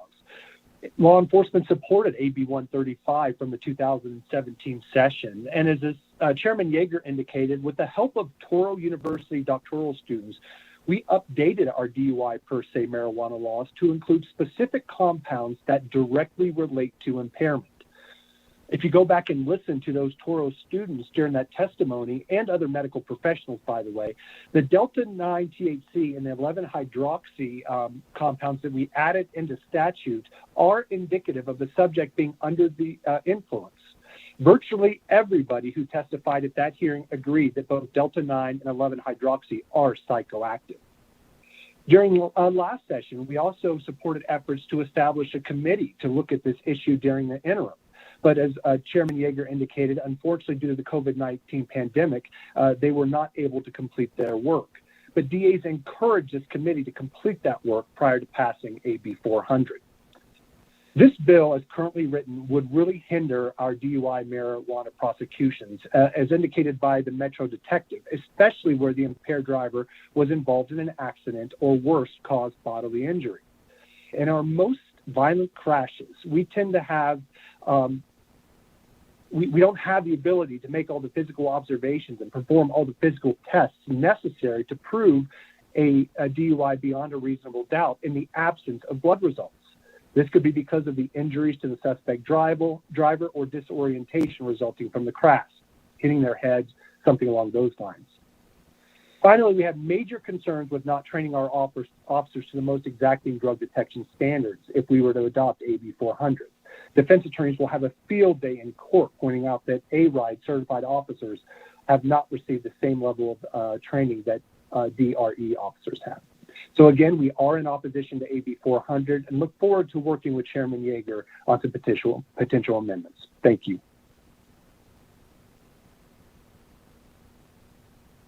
We can go to our next caller in support. With a caller with the last 3 digits of 116, slowly state and spell your name for the record. You'll have 2 minutes and may begin now. Thank you, Vice Chair and members of the committee. My name is Alexis Motorex, Alexis Motarex, with the Nevada Chapter Associated General Contractors, representing the commercial construction industry in northern Nevada. We are opposed to AB 400 for many of the reasons already stated. Our members have drug-free policies and test their employees, but no policy is foolproof. To presume sobriety when an employee tests positive for marijuana when there's been a workplace accident and injury places too great a liability on employers. We welcome the opportunity to discuss our concerns in more detail with the sponsor and stakeholders. Thank you.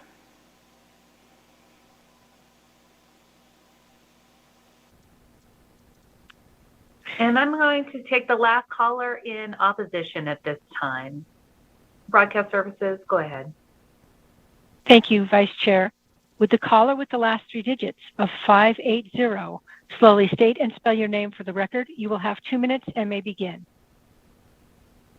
Good morning, Matt and Vice Chair, members of the committee. For the record, my name is Paul Enos, E-N-O-S. I am the CEO of the Nevada Trucking Association in opposition to Assembly Bill 400 today, specifically Section 2, which deals with 44C.120, which deals with commercial motor operators. Since January of 2020, because of a new drug clearinghouse with the Federal Motor Carrier Safety Administration, we have eliminated 34,018 drivers who have tested positive for marijuana. We do believe that this would put the state of Nevada in non-compliance with the Federal Motor Carrier Safety Administration. They audit all our laws or regulations to see if we are doing it right. And we could potentially not just lose funds that we use to enforce motor vehicle safety programs. So the Nevada High Patrol last year was $2.6 million, but we could potentially lose our ability to issue commercial driver's licenses, which would be huge. So this is why we oppose this bill. I would ask to be included in a working group with the sponsor and other interested parties as we try to move forward. I understand that there are definitely some issues with the per se tests, and we need to find a better way to do it. But I do think this law has a number of unintended consequences that could harm Nevada's ability not just to get federal funding, not just to issue CDLs, but even potentially use highway funds.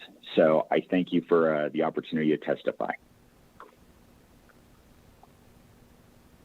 Thank you, Mr. Enos. Thank you for your testimony. At this time, I will just note that it is 10:51, and I've given about 22 minutes towards opposition testimony.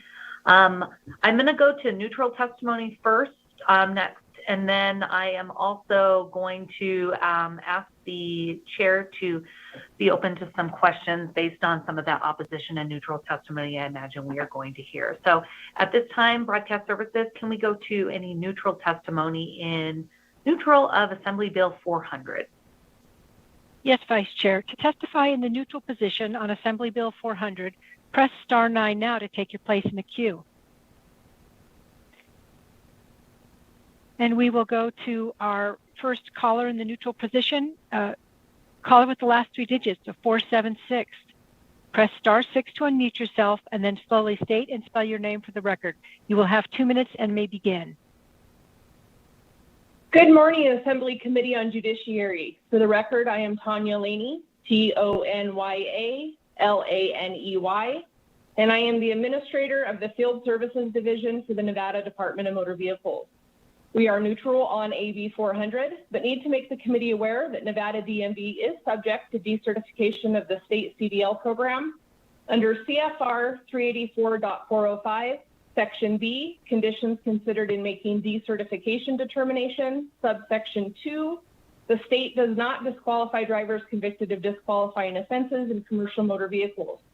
FMCSA makes it clear marijuana, including a mixture or preparation containing marijuana, continues to be classified as a Schedule I controlled substance by the Drug Enforcement Administration. This can be found in 21 CFR 1308.11. Under the Federal Motor Carrier Safety Regulations, a person is not physically qualified to drive a commercial motor vehicle if he or she uses any Schedule I controlled substance such as marijuana. This can be found in 49 CFR 391.11, Section B, subsection 4, and 391.41, Section B, subsection 12. Accordingly, a driver may not use marijuana even if it is recommended by a licensed medical practitioner. Legalization of marijuana use by states has not modified the application of U.S. DOT drug testing. That is our testimony for today, and we thank you for your time. Thank you for your testimony in neutral. Do we have any other callers in neutral at this time? We are currently taking neutral testimony on Assembly Bill 400. To testify, press star 9 to take your place in the queue. Okay. We will now go to the caller with the last 3 digits of 706. Press star 6 to unmute yourself and then slowly state and spell your name for the record. You will have 2 minutes.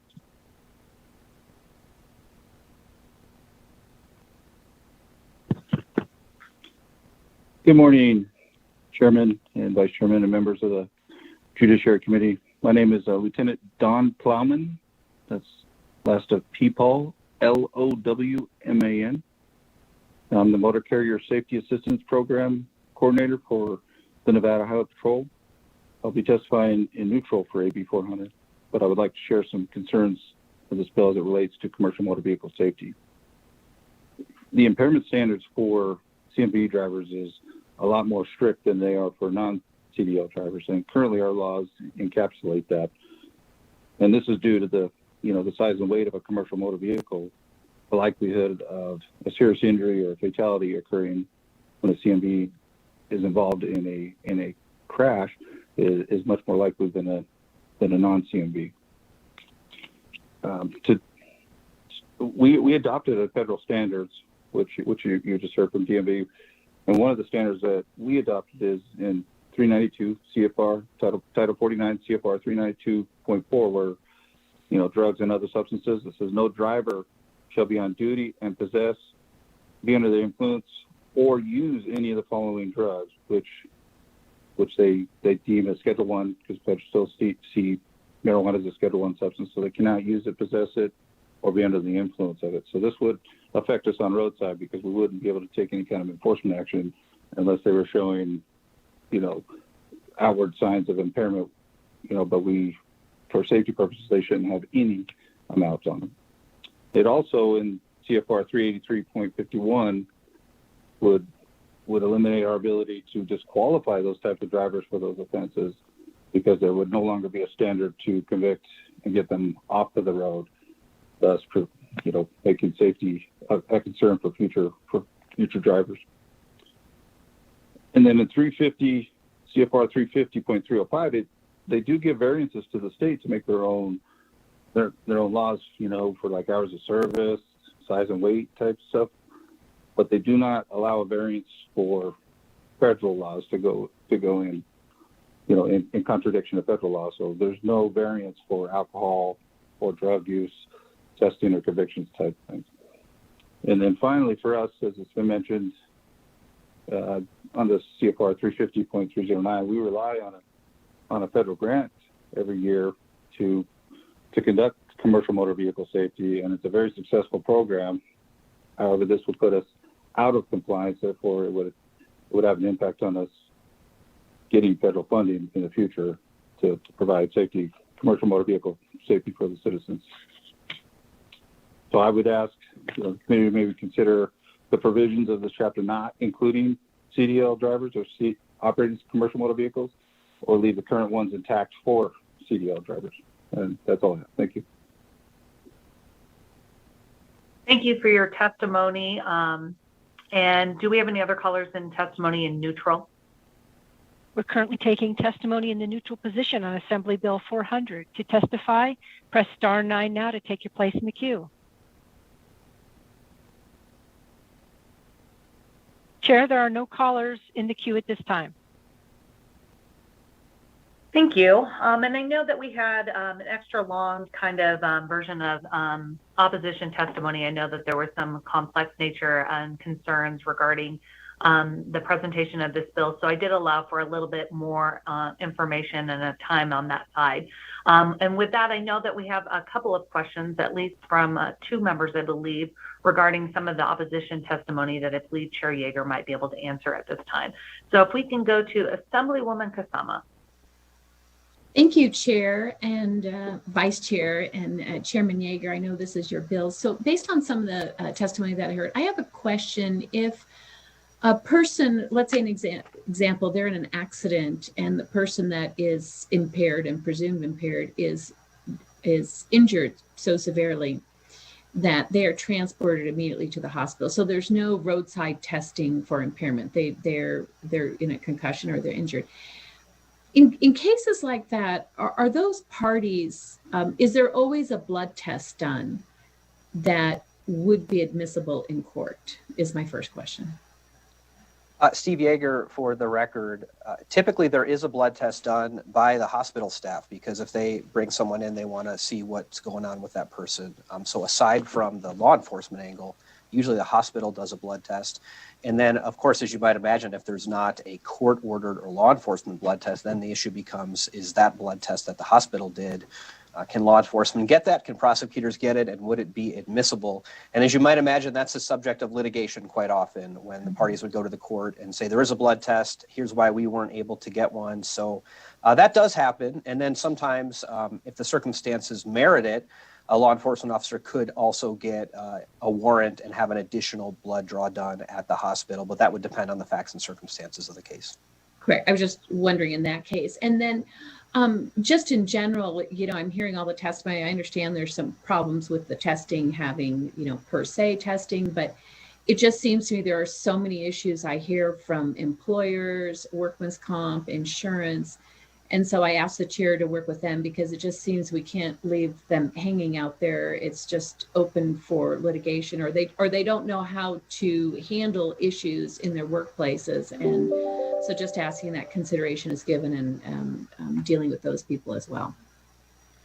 And Steve Yeager, for the record, certainly willing to do that. The employers have been around longer than I've been around, but my understanding was that workers' compensation law was tied to DUI law in this fashion because there was a desire at the time for everyone to say, let's update our laws as science updates. And they, I think, correctly assumed that DUI law would probably be the place where science would update quicker. So, obviously this change does have some implication on workers' compensation law. So I'm willing to have those discussions. And again, those two don't have to be tied together. That's just the way that they do it in the statute. So I'm happy to continue to have those conversations. My main concern with this bill is to make sure that drivers aren't being unfairly convicted of impaired driving when they're not actually impaired. Mm-hmm. Thank you. And do we have any other questions? I think one of them might have been answered. I'm canvassing here to see if there are any follow-up questions based on that opposition and neutral testimony. Nope, seeing none. At this time, I will turn this back over to you, Chair Yeager, for any closing remarks. Thank you so much, Madam Vice Chair. Steve Yeager, for the record. If you would allow, I would like to give Mr. Armentano just a couple of minutes to make any concluding remarks based on the testimony we heard, and then I'll bring us home if you would allow, Madam Vice Chair. That works. Thank you, Chairman. And again, thank you. I know this has been a long hearing, and I appreciate having the time to present some final remarks. I simply want to emphasize that were this legislation to pass, it would be just as illegal the following day to drive under the influence of cannabis in Nevada as it is today. We do not need a per se standard to prosecute drug driving.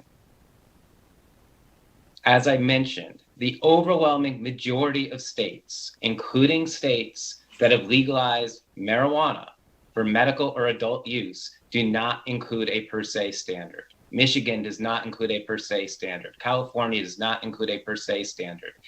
Law enforcement and prosecutors in these states successfully prosecute DUI cannabis cases without such a standard. In Nevada, there is no per se standard for prescription drugs like opioids and Ambien and benzodiazepines. Yet, Nevada prosecutors successfully prosecute DUI cases. Were AB 400 to pass, it also would not stop the use of toxicology. As I mentioned, any DRE can administer a toxicological test. Following accidents, toxicological tests are administered. The data gleaned from those results would still be admissible. It would still be part of the prosecution. The only difference is it would be one piece of the evidence in the prosecution. It would not be the sole basis for determining a guilty or not guilty conviction. I would conclude by saying, even though throughout this hearing, we've heard testimony that these are impairment standards, they are not. These are detection standards. They were never meant to be impairment standards. There was never any legislative debate or scientific discussion about whether these thresholds were indicative or not indicative of impairment. Again, these were lowest levels of detection standards that were put in place. This would be analogous to Nevada imposing a 0.01 per se standard for alcohol, not because of any evidence that someone above 0.01 is impaired by alcohol, but simply because the technology allows us to accurately test for alcohol at that trace a presence. That is what the current statute does. This is not about impairment or keeping our roads safe. It's about having an evidence-based policy that doesn't inadvertently prosecute individuals for driving under the influence who are simply not under the influence, and when there is no evidence that they are under the influence. Again, I appreciate having the time to speak with you today, and I'm happy to follow up individually with any of you that might have additional questions. Thank you. Thank you, and I will turn this back over to you, Chair Yeager, for the final remarks. Thank you, Madam Vice Chair. Appreciate Mr. Armentano being here. I have 5 very quick remarks I'd like to make before we wrap up. Number one, I don't understand the consternation about CDL and federal funding because, of course, 35 plus states don't have a per se law on the books, and they're not at risk for federal funding or their CDL programs. So I frankly don't understand those concerns, and I think they're unfounded based on what this bill is trying to do and perhaps based on a misunderstanding of how the bill would be enacted. Number two, with respect to employers, I would just note that they have the same issue every day with prescription drugs, with hydrocodone, with Xanax, with other pain medications. So, this isn't new territory for employers. I don't discount the fact that these are tricky issues, but our employers here in Nevada have shown the ability to be able to figure this out. I will continue those discussions. Number three, I just wanted to stand up for LCB. I think there was a remark that perhaps I don't know what the comment was, they were lazy in their drafting or something to that effect. LCB drafted the bill that I asked them to draft.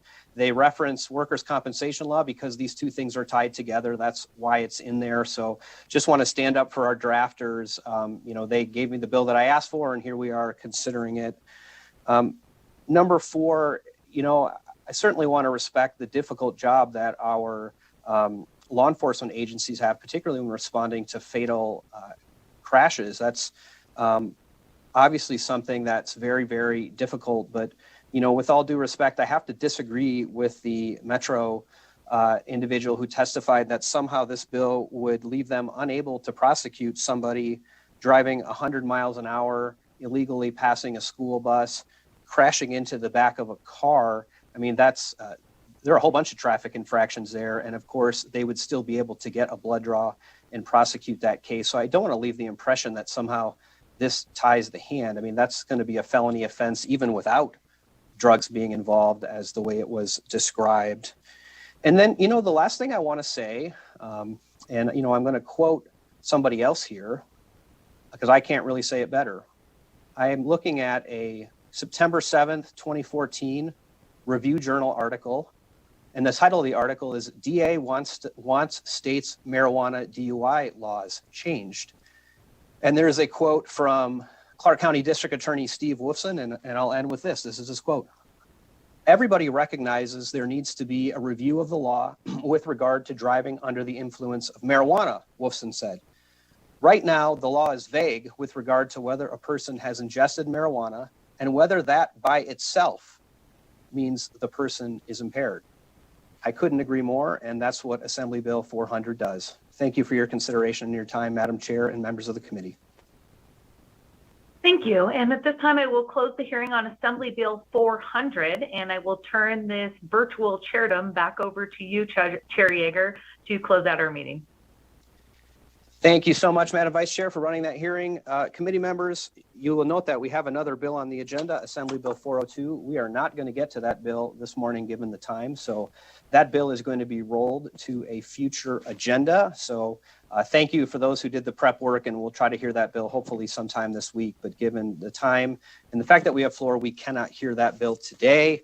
So having got through the bills on the agenda, I'm going to now go to public comment. By way of a reminder, we reserve up to 30 minutes for public comment at the end of each meeting. Callers on the public comment line will have 2 minutes to provide public comment. Public comment is a time to provide comment of a general nature. It is not a time to testify on a bill that has already been heard and closed. BPS, could we go to the phone lines to see if there's anybody there in public comment, please? Yes, Chair. To make public comment, press *9 now to take your place in the queue.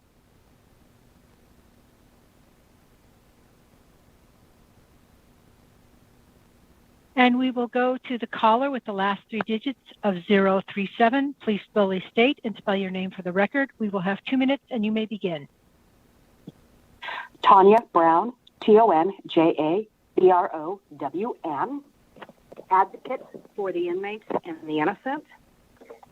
Good morning, Chair Yeager and members of the Assembly Judiciary. I know that you just announced that you were going to place AB 402 somewhere down in a meeting somewhere this week. I'm not sure if I'm going to be able to attend that, but I just want to say I think I may have found a loophole to this bill, and I just wanted to bring it to your attention in the event that I'm wrong. I'm right. Hopefully not. And so I'm just going to say that with everything that's been going on with our country, dealing with police brutality, I believe it is more likely than not for a person to start filming from the moment an officer arrives on the scene, especially those with mental health issues and those who are in crisis. I would like to ask you to consider adding to Section 1 of AB 402 to read, a person who is under arrest, who is under civil protective custody, who has been transported to a hospital or mental health facility, is no longer under the physical custody of a peace officer, does not by that status alone forfeit the right to have any such recordings, property, or instruments maintained and returned to him or her. By doing this, I believe it will strengthen Section 2 from a peace officer obtaining a recording device and deleting it. That's all I really have to say, because for those who don't know what a CPC is, civil protective custody, it means you are not under arrest. They are taking you in for your own protection because possibly you are too drunk to take care of yourself. You have some mental health issues, things like that. It would make this person, if there was an officer who was doing something wrong and the person was filming it, who has now been taken into CPC, something valuable for him on his recording, to lose it by way of this, I believe, this bill, if we don't include CPC. Thank you. Have a good day. Thank you for your public comment, Ms. Brown. BPS, could we take the next caller for public comment, please? We are currently taking public comment. If you would like to make a public comment, please press *9 now to take your place in the queue.